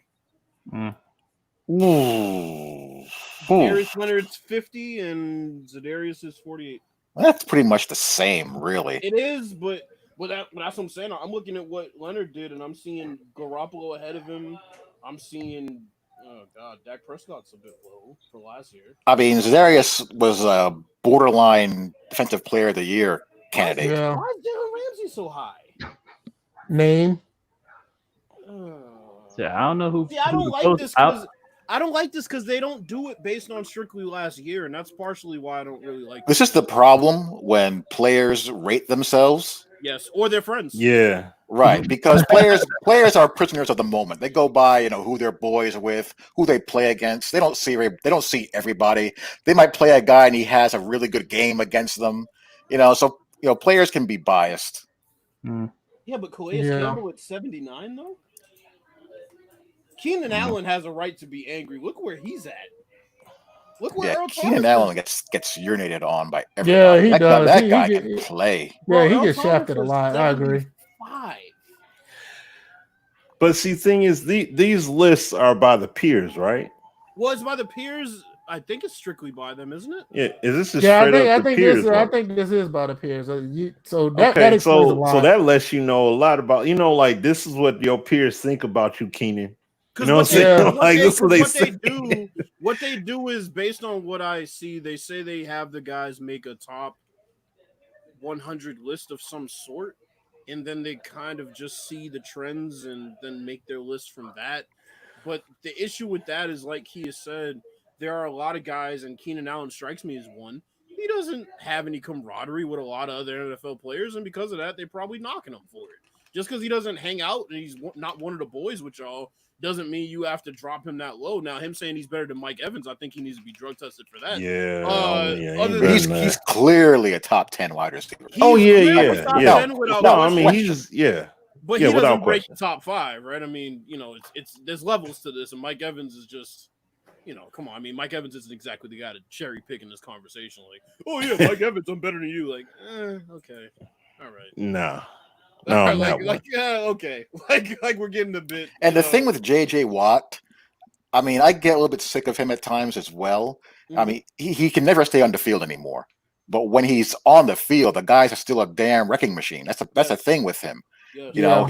He doesn't he can't stay in one piece anymore. But when he's in one piece, he can still take over, an entire game. Yeah, I was about to say, yeah, you can. He almost what game was it that he basically almost won for the Texans by himself? It was against the playoff game that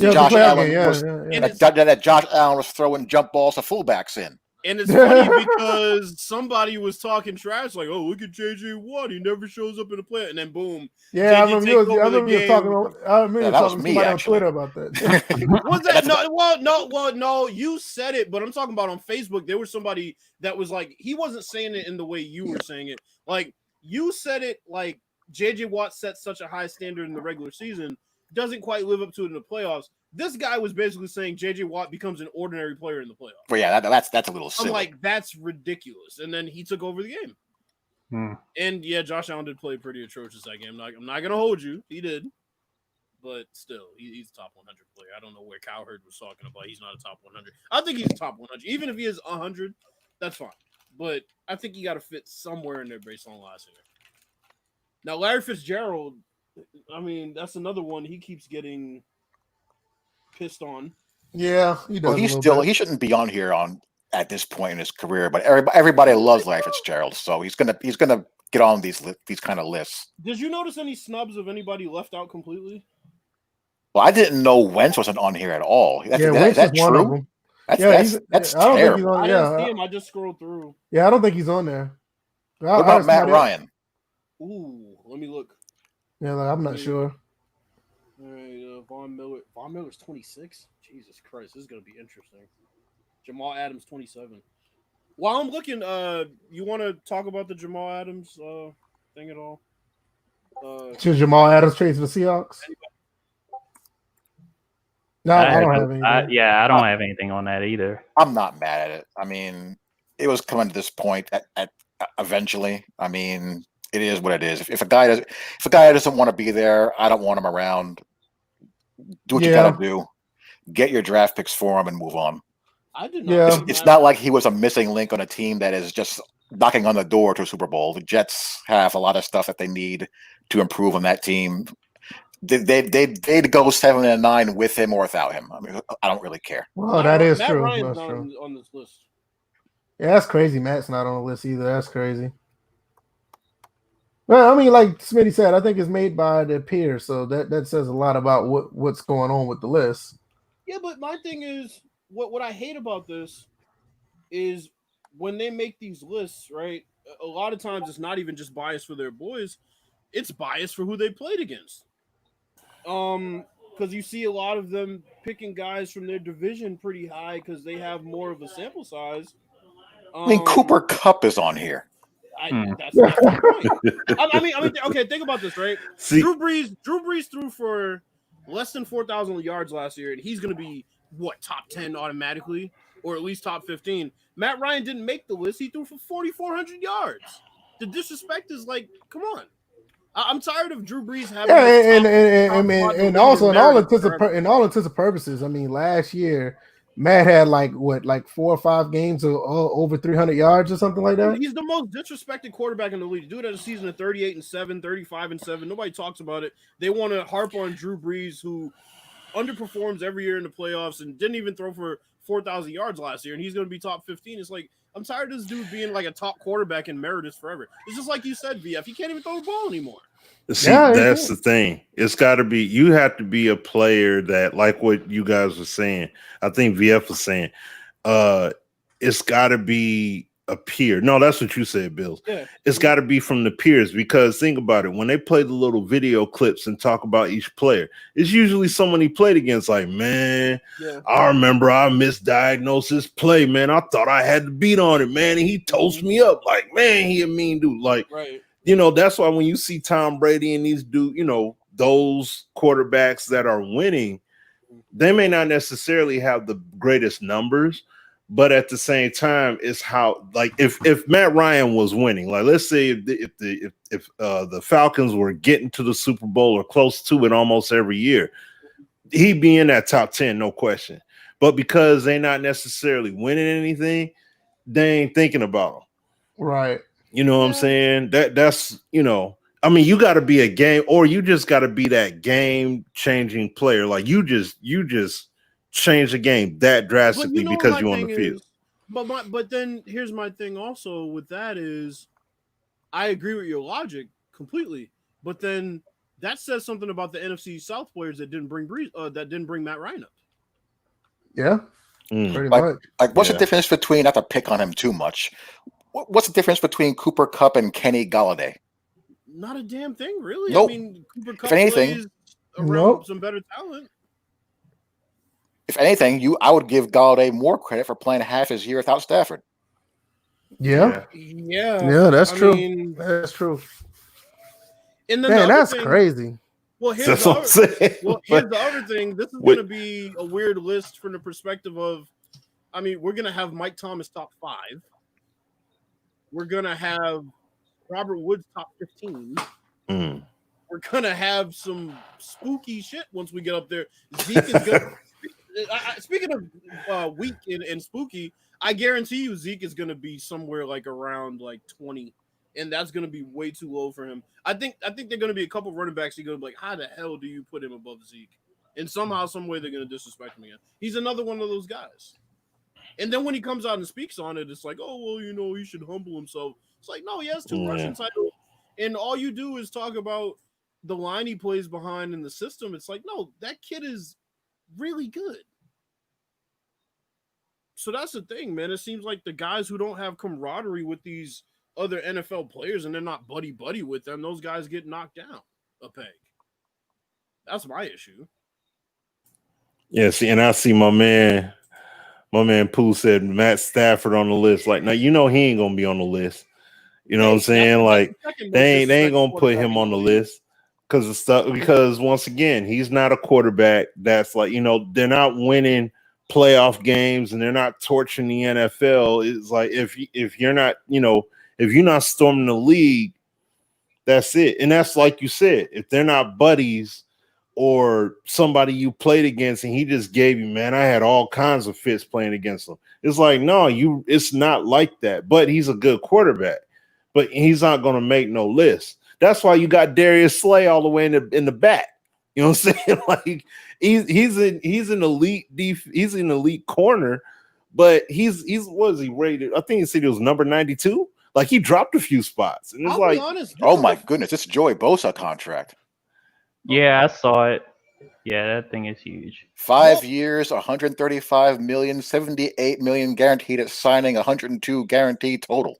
Oh wow. My God. To freaking lose, because they're not. Yeah, you pay him that quarterback money. Ugh. Good for him.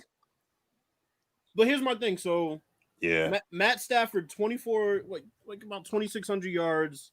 He threw for 19 touchdowns and about 5 picks. He didn't even play the whole season, or no, really not even near it, right? Drew Brees plays damn near the whole season, missed a couple games. He throws for barely 3,000 yards, 27 touchdowns and 4 picks. He's going to be, like I said, top 4. It's just ridiculous, the bias, bro. The team. It's definitely You the know team. what I'm saying? But the thing is with that, this is the first year I've seen a guy like Von Miller actually get punished for that. Because I guarantee you Aaron Donald's not going to get punished for that. And he had a down year too. So there's no excuse. Oh yeah, that's a good point. Because you know they're going to put Aaron Donald way ahead of Khalil Mack. And Khalil Mack is every bit as good as Aaron Donald in certain areas, not completely, but you know he's comparable. But he's still, I'm about to say he's a monster. He's definitely he's a top 3 defensive player in the league. Yeah, easily. No But question. I think Khalil Mack gets left outside the top 10, and then Aaron Donald's going to be somewhere top 5 again, and then it just goes into the bias once again. So I don't know. I haven't seen the top 100 list. I should say I hadn't until now, but some of these are just wow. Yeah, when I saw it pop up, I was like, "Oh, I'm not going to pay attention to this because this is a shit show." It was a shit show last year. It's weird. It's more like marketing and hype, getting ready for the upcoming NFL season. And the thing is, if the season doesn't go, then it's just hype for nothing. Yeah. It's like how when baseball lets players vote for Gold Gloves. That's how you end up with guys like Derek Jeter playing, average shortstop, winning 10 Gold Gloves.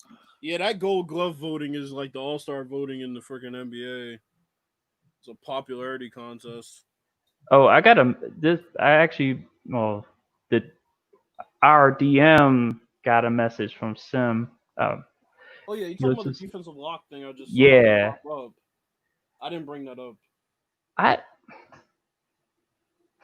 I don't know what to think about that because I play as a safety, so that wouldn't work with me at all unless I had to do it all safety. Did y'all hear? This is random, but we were kind of talking about. Y'all didn't notice how didn't notice I popped the hell out and got back in. It was so fast. I saw it. I saw it, but like my entire. Now I will tell you, my computer, I had it on all day. Well, for the past couple of days, and I didn't put it in sleep mode, so it was going to happen eventually. So now my computer just died out. I just had to restart, but I'm good. I just want to know if y'all noticed that I was gone. Okay. Did y'all hear about that sportscaster? He was talking on SportsCenter. He said he literally stopped voting for the Baseball Hall of Fame because of the hypocrisy with Barry Bonds. I think that's really interesting for somebody inside baseball to finally speak up about that. Because Barry was a Hall of Famer prior to him cheating. So I'm with you on that. But even then, there's so much hypocrisy because he talked about it. He said there are already guys in the Hall of Fame that you didn't take out. Well, yeah, I mean that too. I mean, I agree. Not putting him in, it's just something that popped up in my head because I was thinking about that. Yeah, I'm with you on that. I agree with that. For him to completely give up his vote because he said every time that he voted, and Barry Bonds on the ballot, he voted for him. So Pelican Man asks, is Jerry Rice really the GOAT? No. Hell no. I'm a 40. Jerry Rice is one of the reasons why I used to love the 49ers in the 90s. I mean, I'm not gonna say he's a GOAT. I mean, but I love him as a wide receiver. Yeah, well, even though he's not the GOAT, but I preferred Art Monk over Jerry Rice. Right, see, you're a Redskins fan, so I totally understand that. Yeah, but Art Monk, Jerry Rice had to eventually break his record, so. Yeah. I mean, when I first started watching football, I mean, the 49ers was my team, and I used to love watching the Montana to Rice. Used to watch Roger Craig and all of them. I was a big fan of the 49ers. I love him as a receiver. Is he the GOAT? I mean, at football, I mean, there is the greatest player of all time in football. Yeah, you can't that's what I was saying. That's what I was saying. Like, yeah, I couldn't pick one guy and say like, "Yo, this is the man of all of it." Like, yeah, it's tough to do. I mean, it's so hard for a football player to just dominate a game week after week after week consistently. All I know is people better stop. Okay, I think people in the chat are drunk. I didn't say Art Monk was the GOAT. I said I prefer Art Monk because he was the receiver I looked up to as a Skins fan. You know what? Jesus Christ. DJ said he the best quarterback. Here's my thing, though. Here's my thing. Oh, man. So my thing with that, I don't like how people trash certain receivers for the number of targets they get, but nobody wants to talk about Jerry Rice and how he amassed all those records. His targets are ridiculous. Nobody talks about that. Hey, look at Mike Thomas. How many times you get the ball thrown to him? And then you look at Jerry Rice's targets and this dude had 150 like 5 or 6 times. I mean, they don't bring that up. So it's like, I also don't think Jerry Rice is even the greatest at his position all the time. I mean, stats-wise, yeah, he is, but I don't think player-wise he is. Mm-hmm. Yeah, I'm a Jerry Rice guy personally. But as far if you look at those 49er years, yeah, their reception spread is really top heavy. Yeah, Right. Like you right, have Rice exactly. with 100, you have Rice with 120 catches, and the next guy would be Tom Rathman with like 50. That's there were years when Rathman had more catches than John Taylor. Bro, this dude had 150 targets and 92 catches, 124 targets and 63 catches. He was 41 years old getting that type of work rate in Oakland.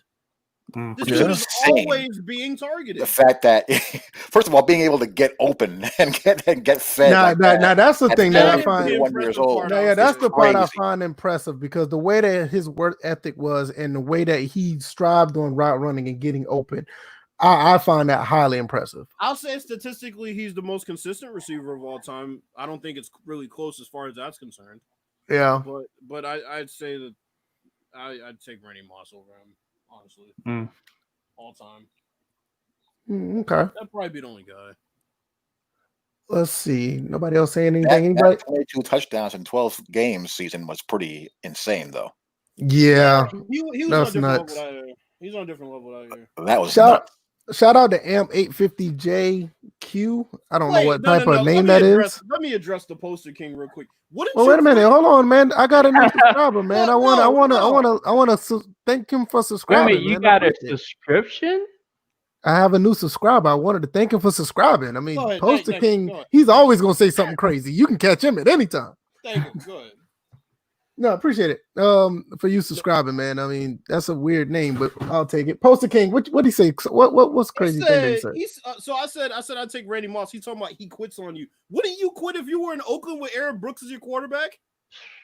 Hey man, don't say that name. Saints fans don't know who he is. I'm like, he developed the moniker. He plays when he wants to, but who is gonna check him? Saints Would fans you play all the time? Saints football ain't starting until 2006. my thing is, I was getting 1,500 yards on 62 catches. Randy Moss was. The thing about Moss, I remember a picture when he was in college where, like, if you open one page, you saw the corner. You open the next page, Moss was like entirely on double, and they both were in the air going for the ball. The thing about Moss is that there was no one ever who was a combination of that big and that fast. It was always, I mean, you see them all the time now, but guys were either big. It was like the first, or they were fast. One of the two, right? Because prior to him, you had the Keyshawn Johnson, who was just big but not fast, and then you had like, who else was around that time? I would say Herman Moore. Yeah, that was another one. Here's another scary thing: is then you had guys that were big and fast, but they weren't as skilled as Moss, because then he had the skill to go with it. Right. From a receiver's perspective, as far as hands and, tracking the ball. I mean, the only guy to me that comes close to his skill set in just freakish athleticism is Calvin Johnson. Well, you had, I mean, before that, you had some guys who had the talent, but just never took it into fruition. You had the Mike Williams, the Roy Williams. Mike Williams. Yeah, you had, I don't even think he made it to the Charles Rogers. Yeah, Charles Rogers. Yeah, I don't even think Charles Rogers. Yeah. Charles Rogers is one of the best college receivers I've ever saw him. I've ever seen. Yeah. He was insane in college. Yeah, Charles Rogers. God, he was good. Yeah, so I mean, you had a few of them, but it's like you saw where Calvin Johnson just took it to the next level, because you had the guys had the I was saying you had the guys with the body type and the hand. I mean, they had everything there. They just didn't put it to fruition like Calvin did. Because he started I don't say the trend, but the Mike Evans and the Julio – Jones and right. the Because I mean, guys you can that even go. I mean, you Right. even thought at one talk. You even thought at one point. What was the guy out of Ohio State that got drafted by the Falcons? Jenkins. I mean, he was Malcolm? 6. Yeah, Not Malcolm, Mike Jenkins. Mike. Yeah, he was 6'4", 220. I mean, he had the size. It Well, just never came to fruition. And he was slow. Yeah, it's like he wasn't. Yeah, he really wasn't that fast. He really wasn't. I think Moss, Calvin Johnson, and T.O. are those three guys are He's in that another one. same mold. Julio T.O., Jones as well. man. Julio Yeah. Jones, freak size, freak athlete. He's absolutely. That's another Now, one. let's talk about this for a second. Because I brought this up on Twitter to Kia. I'm like, bro, I don't think people give Chad enough credit for his run that he had. Chad Johnson. Yeah, Chad Johnson's another good He one. wasn't a guy that was going to get in the end zone all the time, right? But, I mean, he kind of reminds me of like an Antonio Brown, except Antonio Brown scores more, but from the perspective of like their skill set, so quick within 5 yards, great route runners, great hands. I mean, Antonio Brown's probably a little bit faster, like natural speed wise, but I think as far as their play style, it's very similar. And then AB, of course, is another one that's not, he's kind of just ruining his own legacy right now as far as that's concerned. But Didn't he say he retired? Then you want to play again within the span of 3 he- days? Yeah. because they still haven't done anything about that investigation to let him like back in the league. Yeah, that too. I mean, they talk about COVID. They really put him on the back burner when that came. Yeah. They didn't even talk about his investigation at all. Even with football coming back, they still haven't said anything. I don't know. It's like, do y'all see him on a team eventually? I'm not sure at this point. No, Definitely not this year. No. The way football moves, no. And he's 32 now, so you can throw this year down the drain. He's going to be 33 next season. Yeah, you forget about it. He's been out of sight for too long. Out of sight, out of mind. People move on. Yeah, I'm starting to feel the same way. Yeah, just to think about it. Well, here's another thing. Kia, do you think Le'Veon Bell makes it this entire season as a Jet? Ooh, Because good question. Well, Brown, that kind of made me think of I can if Gase gets fired by Thanksgiving, which will happen, which will likely happen. I can definitely see them moving on from Le'Veon Bell after this year. Absolutely. Because what's the point of keeping him? Why are you going to keep him to slam him into a mediocre line, averaging 3.5 yards per carry every week, and for what? I want to know where does he go though? It's like that's part of the issue now. Like in my head, it's like where do you send him? Honestly, if Le'Veon get traded, the Falcons could use him. Yeah, but they already have Gurley, who seems like he's fully healthy. Gurley's talking about not playing this year. Oh, really? And plus, he's not making hardly anything, so it wouldn't be an expense. Right. But yeah, I can see the Jets moving on from Le'Veon because the GM they have now isn't the one that gave him that deal to begin with. He has nothing invested in him. Right. Yep. And everything's about Sam Darnold anyway. So I'll tell you, much resources you can pour into protecting him and giving him guys to throw to takes precedence over a knocking on the door to 30 running back. Well, I hope your team isn't foolish enough to like trade him to somewhere stupid like Kansas City.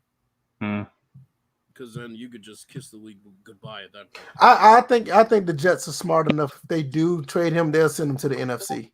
I don't think they'll keep him in the AFC. I don't think they'll trade him. I don't think the Jets care because they're gonna suck for the next 3 years. I don't think it really affects them if he goes somewhere else. And I mean, obviously not gonna trade him to the Patriots, but I think my gut feeling he'll go to the NFC. He'll go somewhere in the NFC. I don't think that he'll linger around in the AFC much longer if they do trade him. Very interesting. Yeah, because their two running backs aren't healthy. But what's even though they're coming off the cap situation? Yeah, I don't know. After that Jamal Adams trade, like I said, the only team that I know off top that could use one is the Falcons, and I'm not saying that as a homer. They could use a second running back because they got Ito Smith, they got Todd Gurley, and they got Brian Hill. Yeah, they could. When does Russell Wilson's extension kick in? Ooh, let me look that up. Next year, I think. I think it's next year. He's on his rookie. He's on his previous deal still. He's not on the rookie deal. He's not on the rookie deal. Not in the rookie deal. He's on his he's on his whatever deal he's on now. He's Yeah, on he's now. on his second deal because he was a rookie in 2012. Yeah, he's on the second deal, but I think that deal was what, 4? It was a 4-year deal or something like that. Mhm. His deal was similar to Kirk Cousins' deal. So he can opt out in 2022. He's on the second year of his deal. So And it was a 4-year deal, right? Where did he sign? Yeah, 4 years. Yeah, that's because I remember him and Kirk Cousins' deal was very similar. I think the only difference is Kirk's deal was 100% guaranteed, but I think I think most of Russell's was guaranteed. But yeah, I think he got about half Garrett. I think he got more than half including the bonus. Yeah, so yeah, I think because I remember they were talking about his deal was like the first deal where he got most of his money up front or something like that. But he got a lot of money up front, and then that's when Kirk Cousins came behind him and got the fully guaranteed contract track or something like that. Well, yeah, it's gonna be interesting because I don't see him opting out, but after 2021 he can opt out. So after next year, okay, and then that's 26 million dead cap. I see him re-signing. Or not. Oh yeah, I'm not. I would not be surprised if he resigns and don't even try to get a big deal. He'll probably go for. He looks like the type of cat that'll get a hometown discount to keep players around. I could see Le'Veon going to the Cardinals. Yeah, that's another good fit for that offense. Yeah, he fits that offense well. Yeah, I think that's that'll be a really good fit for him. I agree. In the NFC, I see a couple landing spots. Like I guess, man, I mean, you think about it. Even without Le'Veon, I like Kyler Murray is like set up to be he's in a pretty good spot for the next 3 or 4 years. Wait, am I blanking? Who's Buffalo's running back? I don't know, but they got a couple of good ones though. Gore's not there anymore. Gore's gone. I think.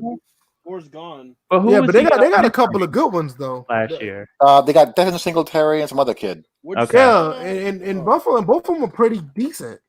Yeah, but they're not that bad. They're not gonna trade them within the division anyway. But no, I don't see it. But NFC definitely a couple landing spots. So yeah, they got Singletary and Zach Moss, TJ Yeldon, and Tyron Jones. They got 4 pretty decent ones. TJ Yeldon had such potential, and then he ended up going to Jacksonville.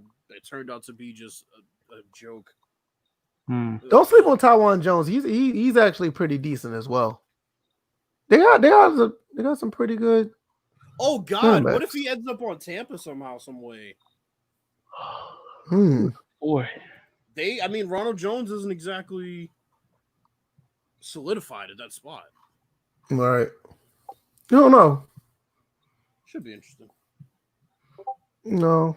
But yeah, I'm just looking at this whole situation with the Cardinals. Look like that'd be a pretty good spot for them. And one thing I will say about that coach, they set him up to be fairly successful. And then they're not too far away. And that's something that's IKEA this year with Josh Allen is this. Now with a number 1 target, a legitimate number 1 target, a legitimate number 2 target, he has to improve substantially this year. Who are you talking about? Colin? Oh, Josh Allen. Okay. Oh yeah, absolutely.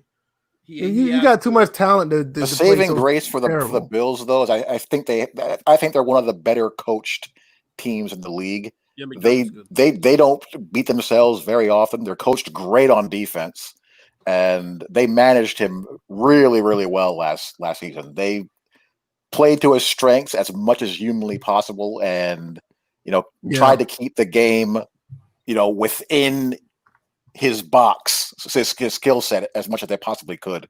Yeah, me and Bills was on record to say we really believe that if the quarterback play gotten better, they would have been a very dangerous team in the playoffs. Unfortunately, that didn't happen. But man, is he a circus from play to play. I actually like watching him because from play to play, God knows what he is the ultimate box of chocolates player. Yeah, you're gonna see something insane one way or the other. I didn't watch Brett Favre live when I was little, obviously, because I was 2-3 years old when he was really young. But yeah, if you've seen Favre, the closest thing I've seen to that Yeah, one As thing I far will, as- yeah. one thing I will say, if you've seen Favre from '96 to '99, you got a show. I've gone back and watched for Yeah, sure. Favre But from by then, he '96 to got his '90. act together though. Yeah, Favre from '96 to '99. I mean, that was borderline prime time football. He was fun to watch. And think about this. I mean, something that you would never see again. Well, okay, maybe with Pat Mahomes, but 3 straight MVPs in the NFL. Oh yeah, That's- I mean he Yeah. was at a level. Right. That's what I was saying. Like you see, like back then, He was because I remember watching. he was also really accurate. Yeah, As crazy as he was at times. I mean, back in that time, if you were above 60% completion percentage, that was a big deal. You know, the rule change, the rules were much different. There was much more physicality. I mean, if you were up above 60, you were doing a good job. yeah. I mean, that's what like we was talking about. I remember on Twitter we were talking about Chris Chandler when they had the Super Bowl run. He scored. I mean, he threw 25 touchdowns. Like that was in '98. That was a big deal back then. You know, it's like now you look at 25 touchdowns, like, okay, you're going to be second string.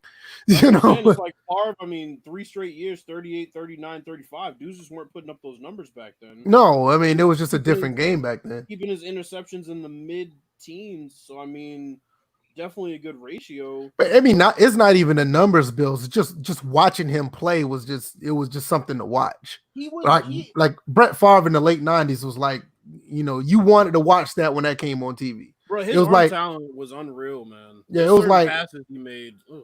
Yeah, it was like basically you watch like Brett Favre play, and they're playing like the Arizona Cardinals on a Sunday afternoon. You got Pat Summerall and John Madden calling the game. That was your Sunday. Yeah. You know what I mean? So I mean, well, good. No, you good. Y'all want to close this out with some NBA talk, I guess, since they're starting up Thursday? Yeah, I mean, it's almost at the 2-hour mark. I guess we can do that and call it a day. I mean, you can lead it. Well, you know, we got the Clippers and the Lakers, I believe. That's going to be Thursday. Zion's returning to practice tomorrow, so that should be interesting. Got a lot of teams, like Milwaukee's not looking like they've really missed a beat. I still think they're fool's gold come playoff time. I'm sure people have heard me say that numerous times. But, like, what are y'all looking forward to as far as this NBA season is? Like, what teams are you looking out for? And I won't even say favorites, but, like, you know, like, what teams are you looking out for as dark horses? Or I guess you can pick your favorite if you have somebody that you think is, like, you know, leader in the clubhouse right now. I mean, as far as teams or just players, I mean, because right now, teams. Oh, I looked at a little bit of what New Orleans was doing. They look pretty good. New Orleans is gonna cause an issue for some people. They really are. They look pretty good. Aren't they one of the teams in the West that's in that 9th spot trying to play in? I believe so. Yeah. If they're not in the 8th spot, who's? Because the interesting thing is that they're gonna have to stay within what 4.5 games of the 8th spot to get that play-in game, and they gotta do it in an 8-game. What is it? An 8-game span? I'll read you the standings. So just read me. Yeah, just read me the bottom. Yeah. So Grizzlies are 8. They're 32 and 33. Mm-hmm. The Trailblazers are 9. They're 29 and 37. And then the Pelicans are 28 and 36. And how many games back are they from those two teams or from the 8th spot? So the Pelicans are 3 games back, 3.5. Oh, okay. The Pelicans are 3.5. Blazers are 3.5. Ooh. I wonder how they got hard in 8 games. That's what I'm saying. This is an 8-game sprint for those teams. The other teams are just playing for seeding. Zion's gonna have to. Yeah. It's so weird. So that's why it is, we can't really look at this as like they're gonna play 20, 30 or finish their regular season, and then this is 8 games, and this is basically playing a week and a half regular season. Yep. This is just insane that the Thunder are a 5 seed. I mean, Chris Paul, what kind of magic are you working in Oklahoma for that to happen, man? They had talent over there. They do. They had talent. But I'll be the first to admit I was wrong about Chris Paul in that situation. I felt like he was going to be a pouty little whiner and a little crybaby and say, "Get me out of here. I want to go to a contender." But he's really rallied around those guys, and he's really been a leader for That's him. another thing. A lot of people saying that Oklahoma's actually playing pretty good ball. They are. Yeah.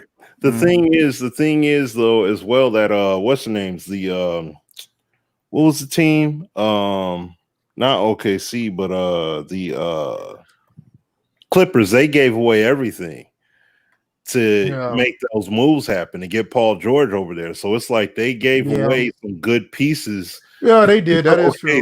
Because it wasn't necessarily like a robbery that took place. They did give up some. Yeah. I mean, they did get some good pieces in return. And CP3 was healthy. That's the other thing too, because he was hurt during this whole stretch, so that's why he got wrote off. But the one issue I'll say with OKC is that those guys that they got from the Clippers are unfortunately like literally their core right now. So their bench is like garbage. All right. That's the only thing that's gonna really ruin their playoff run. There's no home court advantage, so you can throw that out the window. It's literally best team wins at this point. That's gonna be interesting because right now, as the seeding stands, doesn't look like much movement's gonna happen. I mean, you got the Thunder, Rockets, and Mavericks. The Mavericks are 2 games back from the Thunder. I'm sorry, 1.5 games back from the Thunder. The Rockets are 40-24. Mavericks are 40-27. Thunder are 40-27. You're probably going to end up with either the Jazz and the Rockets or the Jazz and the Thunder in the first round. That series can go either way, but then the Lakers don't really even have a gimme in the first round against the Grizzlies. So this is going to be some interesting stuff. I mean, the Clippers don't have a gimme at 7. The Clippers would have to face the Mavericks, which seems like a matchup nightmare for them. You think the Grizzlies would be a matchup nightmare for the Lakers? I don't think it's going to be a matchup nightmare. I said I think that the Clippers and the Mavericks are going to be the matchup nightmare. I think for the Lakers and the Grizzlies, I think the issue for the Lakers is going to be the fact that the Grizzlies have a lot of good young players, and they have a lot of players with a chip on their shoulder. And that's going to really be, I mean, especially when you're playing on a neutral court, it's like there's no adrenaline. You know who I think could be interesting because they're a little bit weird? The Nuggets. Yeah. Okay. Hey, man, that ball kid is balling. Ball, and you have Jokic. Two big guys who can play. And you got Murray. Perimeter. Yeah, I mean they got a nice collective of talent. They're weird. Yeah. They play weird. They don't have, they don't play in a way that you're used to seeing these days. Yeah, they're setting pick and rolls for their center. That's true. They had Jokic in the lineup. They had him at guard the other night. Yeah. You know what I'm saying? Anytime you can do funky stuff like that in a short year, and you got a guy who can block shots and guard the rim, you can cause some problems. This is what I will say. I think the Lakers end up beating the Grizzlies in 5, but they better hope and pray that the fucking Trailblazers don't make it in and beat the Grizzlies out of that 8 spot, because that is going to be a situation. That is, I mean, the Trailblazers are deep. They're deep, man. Yeah, somebody in the chat just said that something about Portland is pretty deep. Yeah, that was OG. He was like Portland would be the Lakers' biggest problem outside the Clippers. They're deep. They're very deep. I mean, yeah, as far as the Lakers are concerned, I'm looking more so at matchups, and other than the Clippers, yeah, I don't really see anybody else that would give them trouble, but the Trailblazers are going to be a matchup nightmare for them. Nuggets, Clippers. You still said Nuggets, Clippers. I don't see the Nuggets one. I don't see the Nuggets one. Because I watched those games that they played against each other this year, and the Nuggets seem like they're not destined to even give the Lakers like even a little bit of a problem. Yeah, but at the same time, Bobo wasn't active either. Yeah, but I mean, now we're talking about the playoffs, man. That's. I mean, he's a young guy with fresh legs. Dude's been on a layoff though, and everything. And see, this is the other thing too. Who? I mean, even though it was in the middle of a season, I know this isn't like the last lockout, but this still is kind of like you've been on timeout with uncertainty looming. So it's not like everybody may not necessarily be in that mind frame or condition to really go like that. But the issue people are gonna find with the Lakers is that they have to deal with those 3 big bodies that are mobile on defense. I mean, you got Howard, McGee, and Davis just freaking havoc at the basket, and they can all defend well in the pick and roll. And Denver is a lot of pick and roll and dribble handoff. And that's why they didn't play well against the Lakers this year at times. That's why I say I don't really give Denver that chance. That's more so a matchup thing. But the Trailblazers, man, that's a sketchy one. They better hope the Grizzlies get that 8th spot. Mavericks, I don't really see them. Yeah. I mean, yeah, the Mavericks, I don't really. Outside of Luka, I think if we enough. had a normal season, the Mavericks would be a bigger threat this year. Yeah, I agree. In the Eastern Conference, you see anybody threatening the Bucks at all? Anybody? No, but I think the Magic could be fun, at least. First round matchup, definitely fun. It'd be fun. I think every game would be like entertaining, but they would get swept. It'd be like right. I mean, they're gonna get slaughtered, but I think the Magic are at least fun to watch. They are finally. Fun to watch. Has Fultz even been playing? I haven't paid attention. No, I don't think he's been playing. I'm not sure. Not that much. Jonathan Isaac has been tearing it up, though. The Nets as a 7 seed are just food for the Raptors right now. I mean, they're not a real 7 seed based on who they're bringing to the court. That's a good point. The Sixers and the Celtics, I mean, that's the worst 6 seed you ever want to run into if you're the Sixers. Sixers need a psychiatrist. So that's what they need. And then the 4 and the 5 matchup is the Heat and the Pacers. I gotta be honest, I wouldn't even watch that series. Is Oladipo going to play? Yeah. No. Is he okay? At one point he going back and forth about it, but he's that was saying. At one point he said he wasn't going to play. If Depot going to be out there, because I mean, I'm looking, because there's nothing really going to change with this seeding. They're pretty spread out. I mean, I think the Sixers would be the biggest threat to the Bucks outside of everybody else. I don't know, man. Something about the Raptors. I don't know, man. It's that defensive part that that you get with Simmons and Embiid. I mean, definitely with Simmons. Like, I don't know, man. I definitely like the Sixers. I think the Sixers are going to be a problem for whoever they face. Yeah. The one thing I'll say about the Raptors, I literally said it and thought about this right after I said it, was last playoffs, Kawhi elevated them in certain moments where, they really didn't have anybody else. I mean, he was getting guys open shots, even though he wasn't really kicking out, but the attention was on him. They don't really have shooting like that to match up against the Bucks. I mean, God, the Bucks switch everything because they have just agile, versatile defenders. I'd be interested to see how the Raptors without Kawhi deal with that. But I mean, shit, they can lose in the first round. I mean, looking at this, history tells us that teams like the Raptors that don't have a legitimate, proven go-to guy that have good regular seasons. History tells us those teams get picked off. And he lent them his credibility for literally a year, and then he took it with him.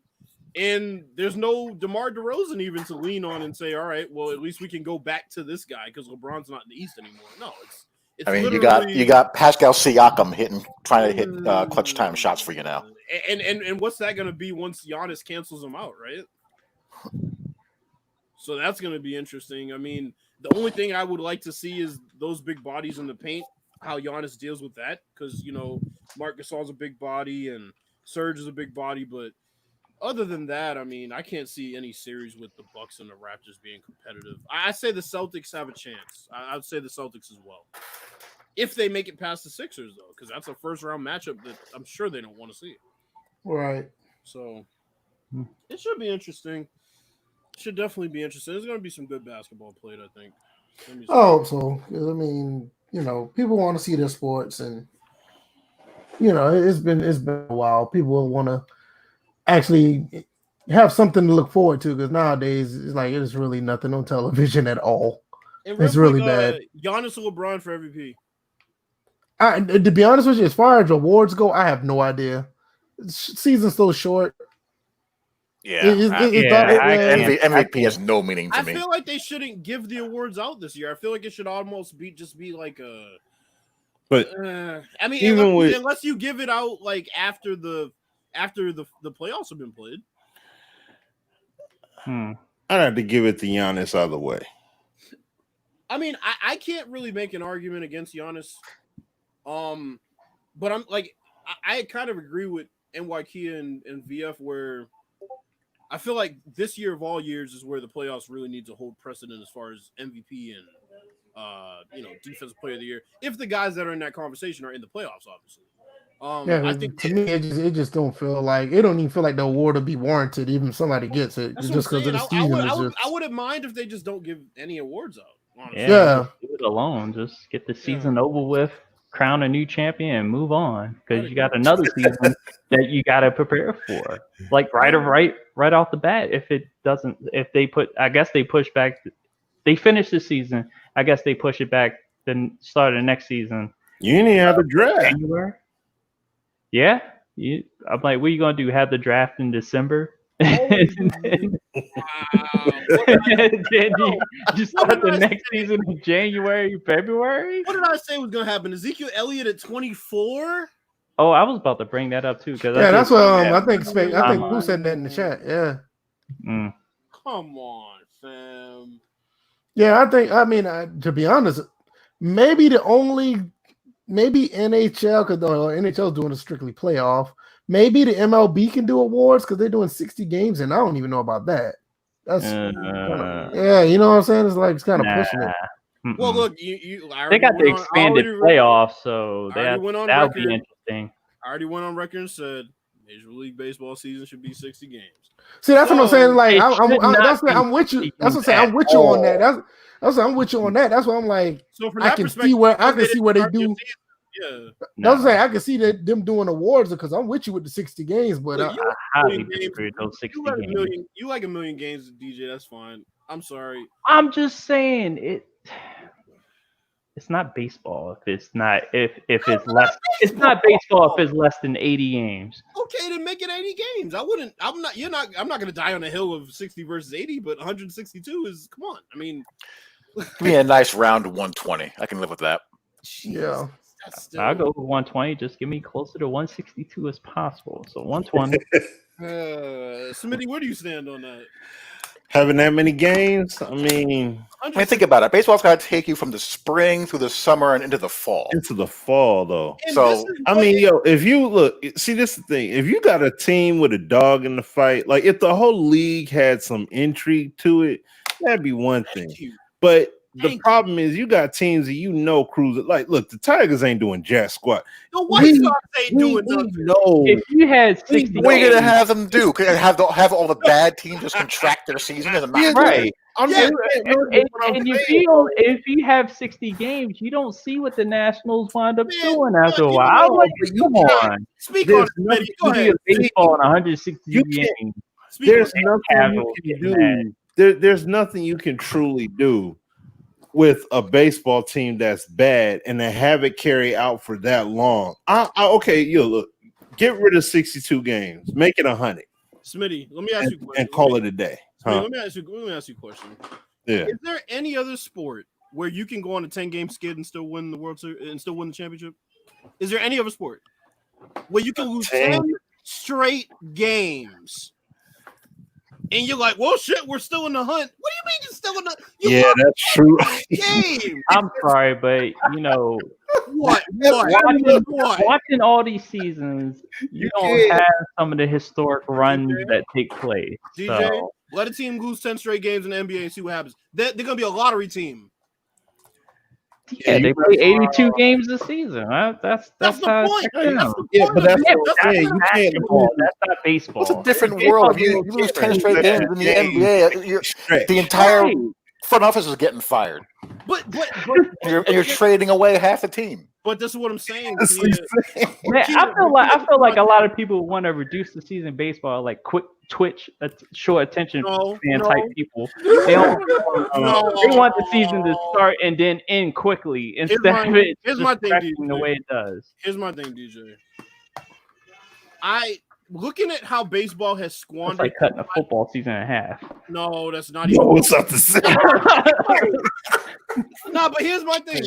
Baseball has squandered their platform of being the only sport in the summer for how many years? I'm tired of it.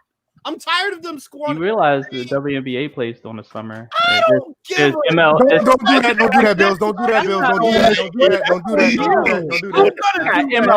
Don't do that. Don't do that. Don't do that. Don't do that. MLS from February until like August or something. Let me ask you a question. What are the 4 major sports leagues? No, listen. I agree with you, but we're not about to slander. I agree with you, but we're not about to slander. I didn't even slander him. I can listen to you arguing to MLS. MLS has a pretty halfway decent product. I go to a lot of MLS games. WNBA, don't care. But that's what I'm saying. Scott OG says baseball should be between 100 and 120. I'm okay with that. 120. I'm okay with I think 120 is cool. Yeah. No, but so this is what I'm saying though. Like this is the point I'm making. It's really century mark. I'm not. I'm fine with the 100 games, but overall, baseball I have a serious gripe because, like I said, they have the entire summer, and you can say the WNBA all you want, but I'm just saying they're the bridge that links all the sports together. Yeah, well, and you want them to bridge that gap. This is what I'm saying. Yep, I agree. That's why it's the perfect length. Out of the 4 major sports, though, they literally have the summer to themselves, and nobody watches it. Well, blame their podcast commissioners for that. You call Bill's Master Shredder. But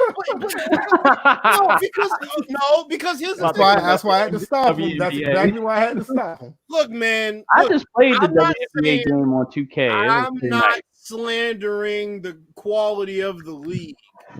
But what I'm saying is both of them do a horrible job of marketing their league, and the difference is baseball has way more money behind it. That's the difference, though. The WNBA doesn't have nearly as much money behind them as the MLB. MLB should do way better. I'm fully agree with you. It's there. like you have the whole summer to yourself. People still walk down the street and ask a random person, "Hey, do you know who Mike Trout is?" You know what they're gonna say? Is that who is that? Is he a senator? Who is? Be careful where you're at. Where I'm at, they'll definitely be able to identify who he is. And that's a damn shame too, because I mean, he's been the best player in baseball with no debate for how many years straight, and people still don't know who Mike Trout is. But see, okay, baseball's not on that stage. That's just like how boxing used to be household. Like it's the same kind of principle. Like baseball's not on that level that it once was. It's popular, but it's more to the people that give a care about it like that. But if you ask a person who Tyson Fury is, they'll know over Mike Trout. But see, the reason why is that. But see, there, he's other factor involved. He's a larger than life personality. That's just like Shannon Briggs. Like he put himself out there 4 times, so it was like he made it that way. Trout, you're not gonna know who baseball players are, unfortunately, unless it's just you locally pay attention to them. You really aren't. Because you're talking about focusing on like maybe let's see, because for football teams, you're focused. And they play like 1 or 2 players that could be dominant and they're marketable versus in baseball. There's one marketable guy per team, and none of them are known. Like Anthony Rendon is out there, so I'm like, yeah, but okay, name the most famous baseball player currently, like just off the top of your head. Bryce Harper. And why is Bryce Harper famous? Well, because he was the hotshot rookie when he was brought up with the Washington Nationals. Because he has endorsements. He has mad endorsements. His contract with the Phillies has really propelled him forward. But more importantly, he was the face of the franchise of the Nationals until he spurned them, and then predicted that we won a World Series championship. More importantly, he got himself into the news because Major League Baseball didn't give a care to do that for him. No, the Nationals did all that. The Nationals did part of it, but what I'm saying is they did a lot. They did part of it. Bryce Harper did a lot. Bryce Harper went out and got the endorsements himself. And that's what a lot of these baseball players have to do. And that's because Major League Baseball's marketing team is garbage. That's why. It's not that the sport is boring, it's that they're not willing to adapt. Like they're not willing to adapt to 21st century, for example. That's another thing that I can knock them for. And that's why people don't want to watch baseball. They call it boring because to them it's not presented. They've always called it boring, and that's nothing new. That's not. No. Trust me. From a person who's been playing the sport for as long as I was, my friends were like, man, I don't see how you play that boring ass sport. This is like in the 90s and 80s. So you're telling me that Major League Baseball was born during the steroid era? I'm saying that people, I'm talking about outside people looking in, always consider. I was playing baseball during that era too. I'm talking about the totality of the sport, though. I don't care about the sport. I'm talking about the league. It is part of the sport. Major League Baseball. You went from talking about people's overall view of the sport to now you. No, I never spoke about. What I said was people. You just said Major League Baseball. I didn't say baseball. I said Major League Baseball. I'm talking about the state of the entire league currently, and you went into baseball as a whole. Scott OG says baseball still has a pace of play problem. I'm a Dodger fan who watches 120 games a year. They've been trying to tweak that as well. Yeah, I thought it was stupid. They tried to insert a shot clock, a pitch clock, or whatever. Yeah, it was a pitch clock. Yeah. Like, and then you have people who don't even watch baseball that say it's stupid that one team gets it where their pitcher has to hit, and the other team doesn't when it's interleague play. Well, they don't watch baseball, so I don't care what they have to say about that. Come on, bro. You can't. I'm sorry, I'm a traditionalist. I like that. It gives you two different sets of rules in different leagues. You're making my point about that, though. You're a traditionalist that doesn't want to change. It's not that I don't. You literally just made my point. You just said I'm a traditionalist. Okay, so if I didn't want to change, then I don't want it the season be reduced to 60 or whatever. I would have gone with 100 and 120. But what I'm saying is that it presented a unique situation. I said this the last time we debated this. I said Major League Baseball presented a unique situation. Now, I do agree with you that the marketing of that situation, marketing overall of players, teams, the league is piss poor. Well, they also have a piss poor commissioner that likes to refer to his World Series trophy as a piece of metal because he covers up for a goddamn cheating team in the Houston Astros. But that's a different story. But yeah, it's one of those things where you had a situation, and now that's gone, where National League had one unique rule and presented a strategy aspect, and then the American League just But here's my thing, Smitty. Now you heard me say, right? I was like, the casual fans watch, and he's like, I don't give a damn what they. But that's part of the problem. Baseball's not growing their fan base. So when traditionalists, and that's who run the league, say we don't care what they have to say, that's literally my point about baseball is their unwillingness to change, and that's what I knocked it for. Well, I mean, look. They don't necessarily. I don't really know. I don't think they need to necessarily make wholesale change like that. This is what I think would help. Reduce the games down, get it to 100. Now, or 100, 120, like what was being said, 120, 100. Right. At the same time, slap a hard cap. They ain't got no salary cap in baseball. If you slap a hard cap, that'll make things a lot more interesting. Because then you can't just buy the farm for every single player you want and just say, hey, as long as we got the bread, we could do it. That's what I'm saying. That takes away the pressure from teams generating their own income, though.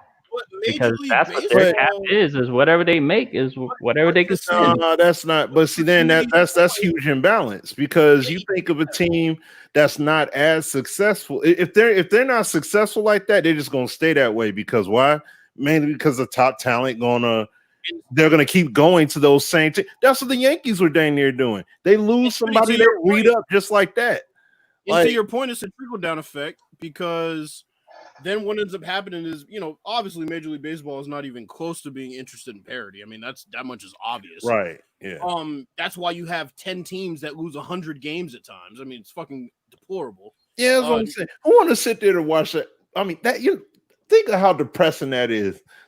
Just to watch that many dang on games. I went from a team that started out 81-81 in their inaugural season, coming from Montreal, and then they went on 3 straight seasons where they lost 100 games, and don't ask- then they started their little turnaround. That's great. So it can. I'm like, That's saying. terrific. What are the Twins doing, and what are the White Sox doing, and what have they done for the past 12 years? Can you name anything of relevance? First of all, I don't even follow those teams. You shouldn't, because they gave you no reason to. You want to know what they've been doing? They've been going 62 and 100. No, they didn't have a reason because I had a team called the Washington Nationals. That was You still know what the Yankees do every year: make the playoffs. Not really. I don't really follow the Yankees either. The Twins and the White Sox go 62. Only time I followed the Yankees was when I was an Orioles fan Bro, at one point. The Major League Baseball is the only sport where a team can go 62 and 100 like 3 years in a row and nobody bats an eye. It's the only sport. 162 games in the season. It Somebody's going to lose 100 games. At some Oh, point. come on. The Orioles went through that. It happened. That's why you gotta have a hard cap. That's why you gotta have a hard cap. If you have a hard cap, that's gonna change that. Because you can't, you know what I'm saying? Like, that's crazy to have a season that long. That's why you reduce the number of games down on top of that. Even if you're losing, it's like you still got a better chance to get a dog to fight with instead of just being stuck because everybody gonna go here. You can't load up no more. You know what I'm saying? Unless you farm some good talent and they just so happen to pan out, you can't just load up. OG just said it. Baseball is still killing it with the attendance. So. I hate to do this, but Smitty, I'm just gonna bring some stats to the table before we end this. Let's start with the AL East. The Blue Jays went 67 and 95. The Orioles went 54 and 108. Okay, let's move to the AL Central. The Royals went 59 and 103. The Tigers went 47 and 114. Let's go to the AL West. The Mariners went 68 and 94. The Mariners went 68 and 94. That's just the American League. Let's go to the National League. The Marlins went 57 and 105. The Pirates went 69 and 93. Bro, that's like 6 teams that almost lost 100 games, DJ. This isn't like a one team. That's what I've seen in most of the seasons I've watched. And it's garbage. I've watched a lot of play better. Yeah, wow. Now it's a play better thing. So you're hey, play better. Well, what's the difference between that and three and 6 teams going 3 and 13 in the NFL? It's the same thing. We're gonna give you the you're always going to have your bottom feeders. You can't avoid that. But Kia, okay. I never thought I'd hear today that we're gonna give you the replacements. Do better. Wait a minute, hold on. I never thought I'd hear today that Smitty and Bills believe in participation. No, because in the NFC East, you have the Giants who went 4-12, Redskins 3-13, and the NFC North, Detroit Lions 3-12-1. It's just, if you can do that, you can do that with any sport. That doesn't make any sense. So now you're trying to compare a 16-game season to 162? It's the same concept. He's right. Same concept. No, but Kia, this is what I'm gonna say though. This is the thing about that, Kia. The thing about that, Kia, is there may be a year like that in the NFL, but there are years at a time like this in Major League Baseball. I mean, the NFL wasn't that bad the year before that. I mean, the teams you named also had, injuries. I don't agree. Every year you have your 3-13s, your 4-12s, your 2-14s. But I mean, 5-10 last year. Detroit 3-12 last year. The divisions may change because the schedule rotates, but you always have. They've been this way for the last your bottom feeders and your dogs. Yeah, but you'll have okay. Now this is the difference. You have a team with a full staff and they lose like that. Full staff. Now do that with the NFL. It's not going down the same way. Injuries, coaching changes. The Major League Baseball, everybody's healthy and they stick around and lose. That's what I'm saying. And it's like it's not even like putting talent together and it not panning out. Really? Do you see how many people go on the disabled list every single year? Yeah. There are a lot of people that go on the disabled list. Yeah, and key players that go on it like miles long. But we're not a lot of players. We're not talking about we're not talking about franchise players that are going to make a difference in your season. Major League Baseball literally has a fully healthy roster that is just completely outmatched compared to other pros. And this is annually for years at a time. And then they make a signing like Manny Machado. And yes, I'm talking about the San Diego Padres. And they say, hey, look, we did something. No, you didn't. You're trying to put asses in seats. That is one guy in a lineup. Bryce Harper, what do we call him? One guy in a lineup. Robinson Cano. You want to go ahead and say that one for me, Kia? Oh, I'm sorry. No, two guys in a lineup. Pete Alonso. I'm sorry. Let me not insult the Mets. Two guys in a lineup. They have two. But yeah, I'm here for all the Mets slander, by the way. Look, I'm not going to slander the Mets as an organization, but what I'm saying is, see, the Cespedes can finally hit. About time. Look, I had that situation. And be that as it may, the Mets still won 80-something games last year. They would have been in the playoffs if their closer didn't blow 20 saves. I've always liked the Mets. I can't slander the Mets, but what I'm saying is I just look at these teams that throw money at one guy to get some asses in seats. They turn out to lose 100 games. Fans forget about it, and they show up the next year because they're loyal. But at the same time, that loyalty gets them nothing but L's every single year. Tampa Bay, they were good for 3 years. Everybody left, and what happened? The Giants, they couldn't sign their players. What happened? They walked. So that's what I'm saying. With Smitty's making a good point. You need some type of cap because these teams are literally outmatched. And it's not a participation trophy. It's literally, look, I don't care if these teams lose 100 games for the next 15, 20 years. I have no personal stock in it. But if you're talking about like quality of your league, there has to be something done. There has to be. Yeah. I look at it like this. I look at pretty much when I was an Orioles fan, I look at the AL East during that time. There was really, because one, you kind of split all these freaking divisions. There were only 2 divisions back in the 90s. So the teams then were like, it was the Yankees, Baltimore, and Toronto. I'm like, Boston was kind of like an afterthought. And obviously there was no Tampa Bay at the time. But it's like, you look at, the AL East now. What was that? OG's trying to get on the podcast. He said, how do I come on? I guess you got, hold up. I think I opened it up to send them the link. Hold up. You got to send it. Yeah, because we got to send it to him. Let's see. Go ahead, DJ. Y'all follow each other on Twitter, though, don't you? Yeah. Mm-hmm. I had actually opened up a DM earlier. Hold on. Yeah. Let me set that up. Okay, yeah. Oh, you got him? Because my only thing is, I just want for baseball to be more appealing. Obviously, the marketing, we all pretty much agree with that. But more importantly, like Smitty said, man, they got to be. I mean, the NBA did it, and I don't think they truly want to. I think they're fine with the Lakers and the Knicks and the. Obviously not the Knicks now, but they're. Remember, for a while, it was whatever team LeBron was on. Yeah, I mean, the team, and then Golden State. And where the NBA went wrong was they tried to keep these players in their teams that they were drafted on, and what ended up happening was you had the players take power into their own hands. I wanna slide something in on that, Bills, real quick. Just saying this, like how baseball is. Like baseball, you could load up, right? Richer get richer, poor just stay poor. That's it. And if you're saying that, like what DJ was saying, which is a valid point, that's the way it is. Hey, if your team makes a profit, they go ahead and spend it, and get more talented players over or whatever. It's more enticing, right? Now, that's why I say it's a big problem in that regard, regardless of the length of the season length, because that's like you look at the NBA right now. Ooh, Giannis is a top player. Hey, Lakers, let's sign him. Ooh, I like Westbrook too. Let's get him too. But we already got AD and LeBron. Yeah, I know. Let's get them over there. All of a sudden, ooh, Luka, he balling out of control. Let's get him too.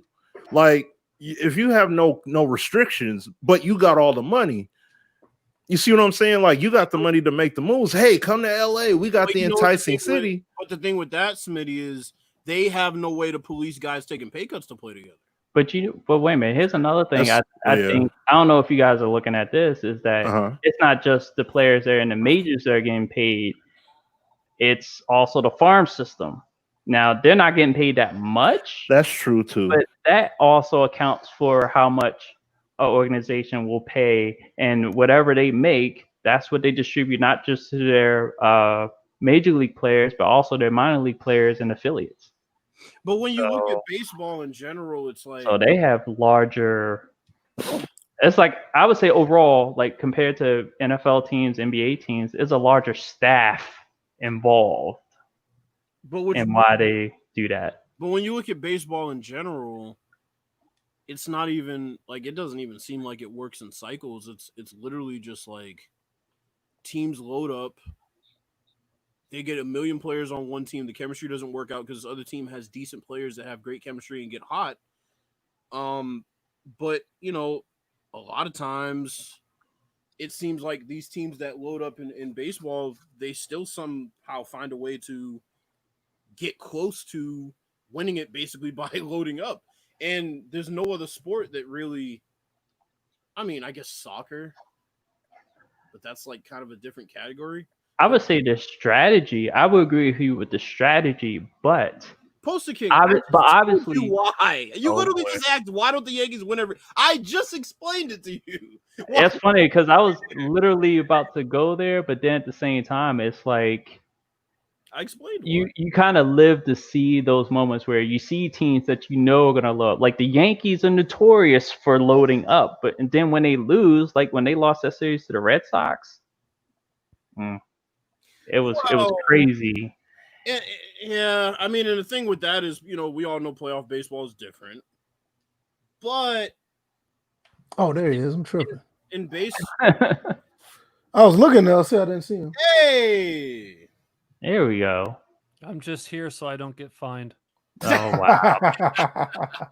Hey man, OG man, appreciate you coming through, man. Really do. All love, fellas. I just like I said, man, I'm always in and checking in, but I had to come in and help DJ because this baseball slander just went a little too far. Well, I definitely appreciate it because this is like, look, the baseball player in me just comes out when anybody wants to either reduce the season. That I'm like, I could understand, you know, outside perceptions of the sport. I know me and Bills talk about it all the time, so he's not an outsider. So that's why it really pains me even more. What was that? You said Master Shredder? Yes, pretty much. Master Shredder. So where do you stand? So where do you stand on this whole topic that we're talking about? I'm actually, I mean, Bills, you just stay piling on. So I was like, all right, you know, I got to come in here. But I mean, we have these conversations over Twitter anyway, so it's not like it ain't anything new. But I'm like right in the middle. I'm the nerd that watches over like 120 games, like I posted in the chat. But at the same time, the purist in you, there's adjustments that need to be made, right? And that's what I feel like the problem is with the baseball purist side is like they're not adapting to the times, and it's costed them. Right. I mean, you look at just the whole bubble situation, right? Like, how were they not ahead of it? I mean, they're lucky that the season even got off with their, you know, their current players association and everything else going around. But right. I mean, you can make an argument that the season should have been canceled, you know, yesterday or 2 days ago when all the Florida Marlins got the COVID. But like I mentioned, there is a serious, and I love all the sports the same. You guys know me. Like I grew up playing basketball, baseball, football all the way. I was going to play either baseball or football going into college. But, you know, basketball is last minute. So I say that in like, oh yeah. Oh yeah. Yeah, I've seen some of the clips. Yeah. Like football was it. But baseball still has a significant pace of play problem. Like it's still bad. And then they tried to go, hey, the reliever that comes in, he's got to pitch to a minimum of 3 batters. I thought that was dumb. Yeah, I think that's dumb. And then where do you stand on the umpire situation? Because they've been talking about an electronic strike zone for a long time too. Well, they put them out to dry when the whole, like I'm watching the Dodgers and Astros right now, and here's the box, right? So they're already getting crushed, and it's like I hate that too. I mean, that's pretty much just putting the umpire, especially right behind the plate. I mean, that's just putting him just a microscope on him. Pretty much. And it's not necessarily his zone. They don't know what his zone is. That's what they think, or what the technical, the rule should be. And Mhm. You know, and then still even where the ball goes, you know, half the fans don't understand it's where it crosses, it's not where it lands. Mhm. You know And what then I'm you have saying? catchers that manipulate the plate, which is another thing. I mean, I see that's the thing with me. You know, that might be getting a bit too far away from Mhm. tradition, having an Mhm. electronic strike zone. Yep. At the same time, it'd be interesting to see them try it. I'm kind of like I don't think it would work, but I want to see it tried. If that makes sense, I kind of want to see them do it in maybe some spring training games and see how it works because that would be a bit interesting. Well, See, do you like the runner at second in extra innings? that's Well, actually interesting. I like that. Yeah, I See, saw that. See, I DJ, like I'm that. surprised you even think that's interesting because as a purist, I hate that rule I because you don't. know how hard it is to get a runner to second, Yes. you know, when the bullpen's, you know, when they're platooning the bullpen. All right, got this guy lefty on lefty, which is a whole nother scenario. I love how a lefty on lefty relief pitcher pitches like 60 innings a year. You know, that's always like the best thing for me. And they're getting paid as much as, you know, a lot of these dudes. I think the thing about that situation with the extra innings, the runner on second, is that in baseball, I remember as a kid just practicing that situation over and over Yep. and over. Even as an infielder, I pitched, so I could see both sides. I could see how much pressure it is to pitch with somebody at second, knowing that you have to shoot. Usually those times you would have at least 1 or 2 outs, but you're going up there 0 outs. There's a guy already on second, so it's I'll just ask like this: what's the difference between? You know, I want you guys' perspective on this. What do you find is the difference between putting a runner on second and, for example, the college football overtime? I don't like college football's overtime either. I hate it. the I think it's exciting from that perspective, but you can't start, in my opinion, you can't start the offense in field goal position. I think Yeah, that's I can agree completely with that. wrong. yeah, I You agree gotta with they that. have earn to field earn goal It's those very position. calls. hodgepodge. It's very weird. Very It's very weird. weird because Very anything weird. can happen between where you start that drive and getting down to where they put you automatically, right? I mean, there's a Yeah. lot of things that Well, can I think a lot of the points that you guys were making earlier, that's why I love coming on to join you, just chopping up shop is like, I think we're at a weird time with sports in general, right? We talk about this, we talk about games in a season. They're all great, interesting conversations.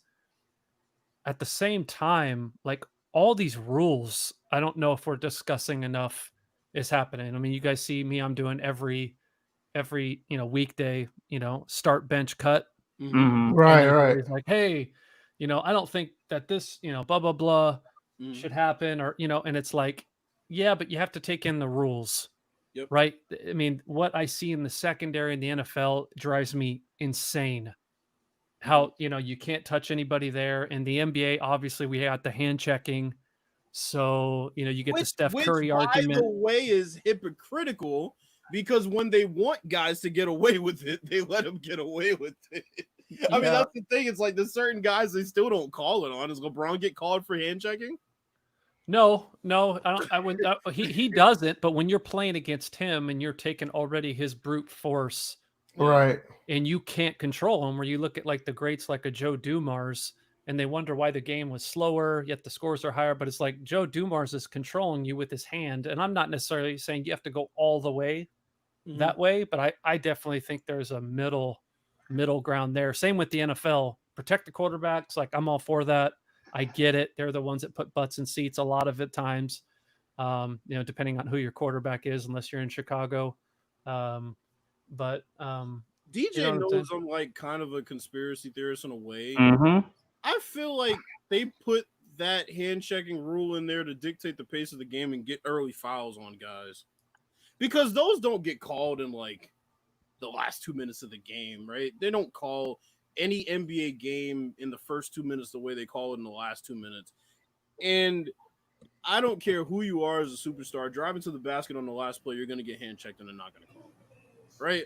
But the letter of the law would tell you to call it, you know, and then you see in the first quarter, you know, Stephen Curry gets 2 fouls and both of them are really ticky-tack, hand checking, you know, it's like It's similar to passing. It's similar to PIs in football, right? Yeah. Something's Yeah, egregious. it really you're is. you're not gonna or see it. holding, right? Holding. It's a little different in this. Oh, It's a little different in the case of the NBA. They had a going back to the pace of play issue with baseball. The NBA had a serious pace of play issue in the late '90s, early 2000s. Yes. Remember those Knicks Heat series where they were barely breaking 70 points in games, and the court was just completely clogged. There was no movement, and the game was just a clutch and grab fest. So I think you're right in the way that they call those fouls as an early correction to say, hey, we're going to make this game flow, whether you like it or not. And then they tighten it up and you get your usual superstar calls late in games. But I think that was a correction that, needed to happen in the NBA's case. For sure. Yeah. For sure. But I think I completely agree with you, Kia. My only thing is, again, as a fan, is have we gone too far? Like, when you have the Rockets, yes, I agree. Warriors years ago, right? And it's like, yeah, they missed 21 consecutive threes. And the fact that you're looking at, people will come and your kids or our kids will ask me, like my son's asking me all the time about, what does Bird compare to a Klay Thompson or a blah, blah, blah. But if he just looks at the internet, the numbers are going to be so outstanding for the player of today's game on how free he shoots the attempts, how many he's shooting. Harden. Oh, good God! Don't get Kia started. That's a four-letter word for me. Yeah. He's like what you're talking about. Yeah, it's like what we were talking about, Bills. If you remember what we were saying about the Westbrook assist stat. Yeah. And then people thought I was the biggest Westbrook hater. I'm like, no, it's he's got. If you understand what usage rate is, if he's only passing to an assist, but he's got. Figure you don't even have to know the usage rate, but if I tell you that Michael Jordan's usage rate in like 96 was 31, and that's really high, right? When we grew up, we felt like Mike was always getting the ball. Yep. And then to know that Westbrook is in the 40s, like what does that tell you? Right. Here he wins MVP. It's insane. But they'll go, man, triple double. That's all I get. OG averaged a triple double. The other thing that gets me about it is like if you actually watch the games, you will get how disgusting it is when you look at the usage rate, because then you'll realize that like Russell Westbrook, he comes down the court, somebody runs off a screen off ball, he waves them off. All right, pick and roll, boom, okay, that gets shut down. Back the ball out, pick and roll. All right, driving kick, the guy doesn't shoot, he pump fakes. Shoot the ball, rebound, get it back, throw it to Westbrook. Okay, so now he has it again. Pick and roll, reset. It's like, and it's like we saw that all last year with Harden, where it's driving kick, pick and roll, back it out. Okay, I have an ISO on a center. Okay, take a three. Next time down, same thing. And when you have situations like that, that brings me to my next question, which is I'm an advocate of a mix of 90s basketball / early 2000s and what we have now, from the perspective of I love the help defense that we see compared to the rules when illegal defense was a thing. For sure. I would agree with that completely. At the same time, these ticky-tack calls, man, with the no hand checking, and I don't like hand checking, but the amount of contact that they allow now is like literally just pretty much none. Yeah, I think when it comes to, never mind. Sorry. No, you did. Oh, God. No, I was going to say, I would agree with that. I think the one thing I miss personally, and I've mentioned this on Twitter a bunch, is the game is not layered anymore. And to me, that was fun. It was, the real great ones were the 3-level scorers. And the mid-range is definitely not dead. If you want to look at, the 3-ball is obviously significantly higher. They'll tell you the bad shot is, say if the 3-point line is 23-9, don't take the 21, 22 footer. Okay, I get it. Right. But that's always been, that was the way in the 80s and 90s too. Well, why would you step on the line to shoot that shot? No duh. But I missed guys who could work. Like look at a guy like Allen Houston. I mean, that guy doesn't even exist in today's game, right? Oh, no. I mean, the closest example you'll get is what, like a Devin Booker? Devin Booker, but Yeah. Devin Booker's taking a ton of threes. He's handling it a lot more, not working out a triple threat as much, but Booker's super. I think the obviously closest guy would be DeRozan. Yeah. Houston Analytically, The Houston? for sure. Well, Houston took, I think, more threes by. Oh yeah. But I do like that comparison. I mean, the mid-range game is definitely there. So here's another question I have not. I'm not gonna get too deep in 2K. I'm just gonna stay on the surface. So when you talk about these rules, right? How does it affect how you develop the offensive game in 2K, as far as like the defense, for example? Like, how does that affect your process? Well, I could tell you, from 16 to now, there's even been a big jump, right? Like when we first brought Ace in. Just how we've had to, like, I don't know, it's kind of like a mixed bag in one regard, right? Because now like the corner three, like in the last, I don't want to say 3 to 5 years, been like significant, right? You don't leave the corners. You, even if the ball's up top and you're technically 2 passes away, you probably should hug up higher. Like that's changed things a lot, because the video game guy wants instant responsiveness. He's doing a lot, sometimes unrealistic responsiveness with things, but with that comes, early slips for baskets, or anytime you go 4 round 1, which is most of the league this time, right? 2 in the corners, a high pick and roll up top. I run it. Right. You extend your help rotations a lot. So the longer that you extend them, the more problems that you cause a defense. And that's probably been the biggest thing, defensively, that we've had to, kind of adapt to. And 2, you've got very mediocre shooters now that are shooting more threes. Right. Yeah, that's true. Aren't shooting threes in the early part of their career. Now they're shooting threes. Yeah. And 2, like I think what like Kia was saying, it's there was that 90s game that was really slow, right? But like you could argue what Larry Johnson could play a 4-5 in today's game. Oh no. You know what I'm saying?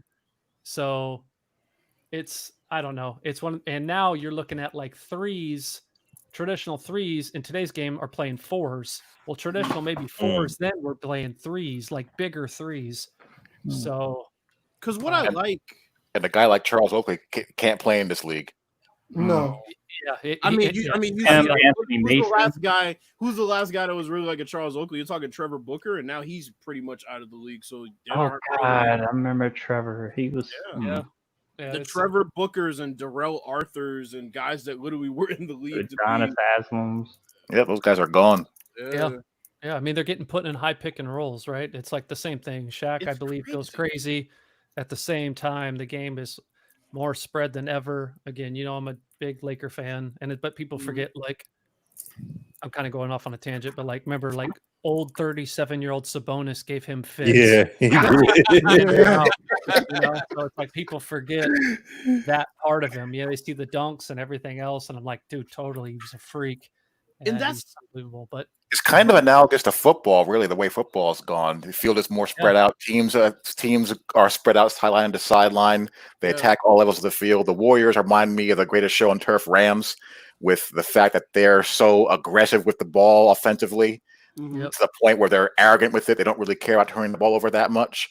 It's really interesting how the sports have paralleled each other in that fashion. I love that analogy. I would even double down on it. Like the Warriors-Ram comparison, I think is great, because they say Steph is a system player, but like, no, Steph, they created that system, right? You got to have his off-ball skills, his ability to shoot coming off of these screens at that speed from that deep, and how long he's extended things. And now we get to the football part.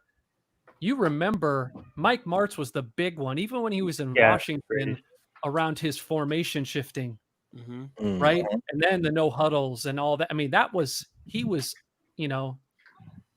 wasn't like the Air Coryell stuff, kind of, of that similar things. But like, there was a lot of stuff that Martz was doing that people thought he was crazy then.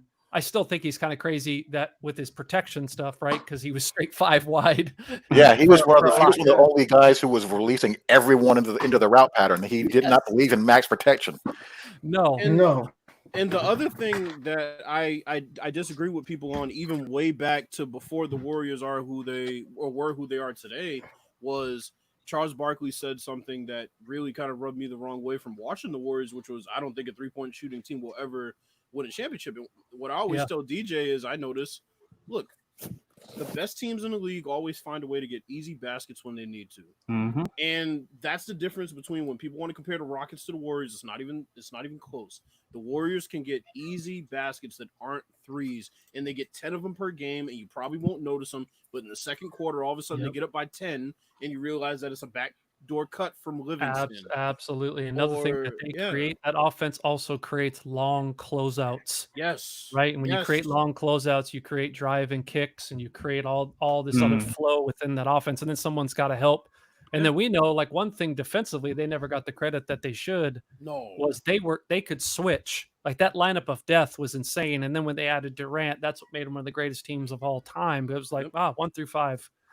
Good luck. The thing about defending LeBron, and the reason why they had a lot of success defending LeBron at times in crucial moments, was LeBron a lot of times these days is more of a pick and roll player because his offense comes from mismatches a lot of times. Not saying he can't score at will, because he can, but the thing with Golden State was when they're switching every on-ball screen and the guy that they're switching on him is lengthy and can force him into a certain spot where he has to take a contested jump shot, they were doing that against every team.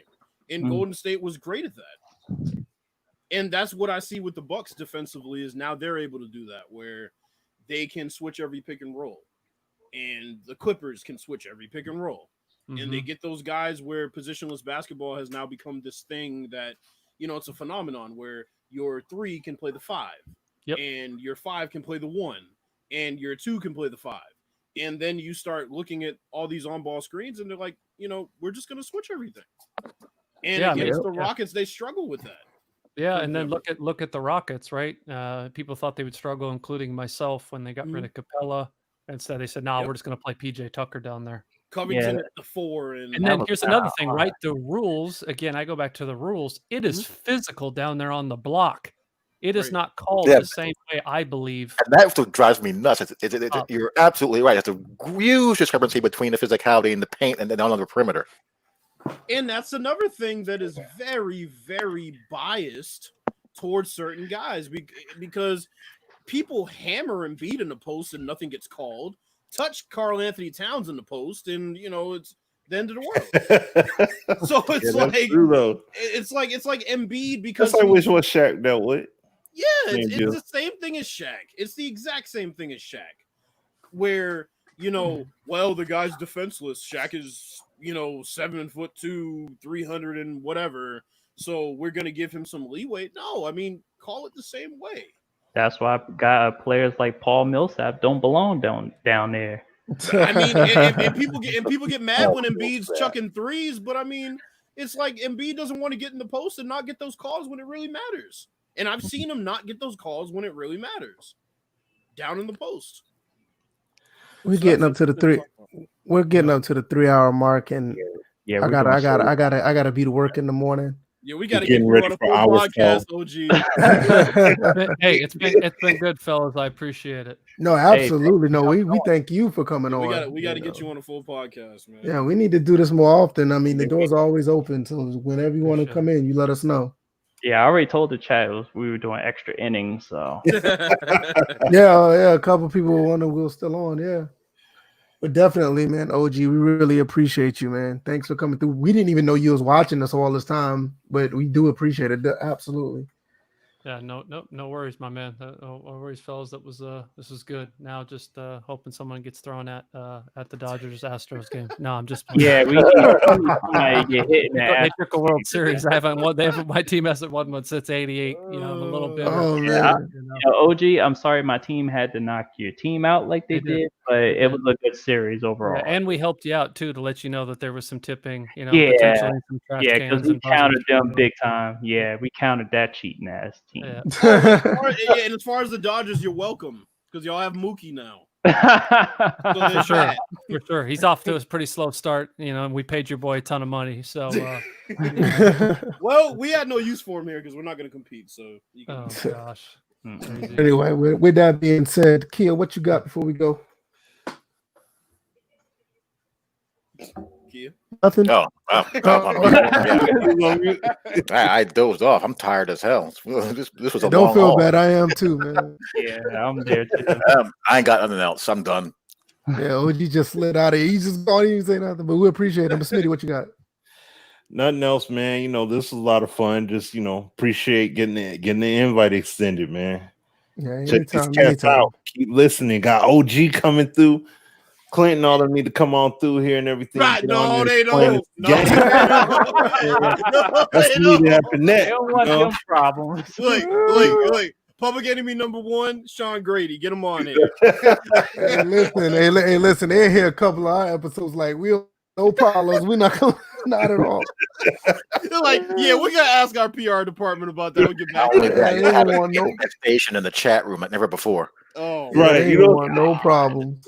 Man. What about you, DJ? What you got, man? About to say, you make your games right, you make it through one of our podcasts. But you know, it was thankful OG to stop by, and hopefully we see you more as we see you in the chat and everything. And thank you to the people that stayed on through this extra inning affair. So you know, there was we got a pretty good viewership, man. and it stayed on. So I appreciate you guys. And again, you can find me on my website, dj81.org, and you can also find me on Twitch, Evo325. Again, if you want to see somebody choke in Pez, go check out the video. All right, Bills, what you got, man? Thank you everybody for came through and stuck around.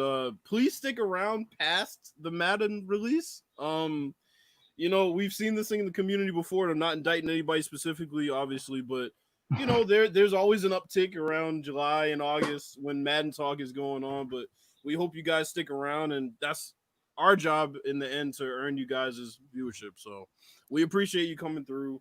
Definitely appreciate OG coming through. There definitely wasn't enough time to talk to him, but we're gonna get him back I was about on. to say, whose alarm just went off?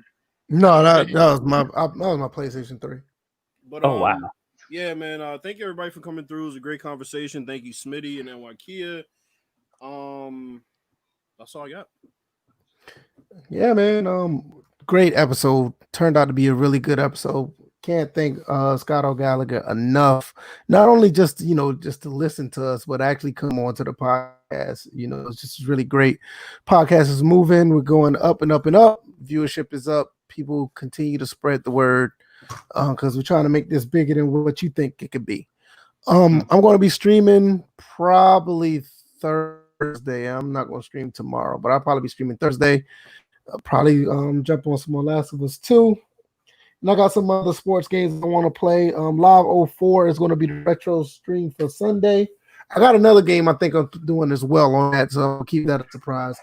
Plan on doing 2 games on Sunday, so hopefully people continue to watch that as well. And we'll be back Thursday.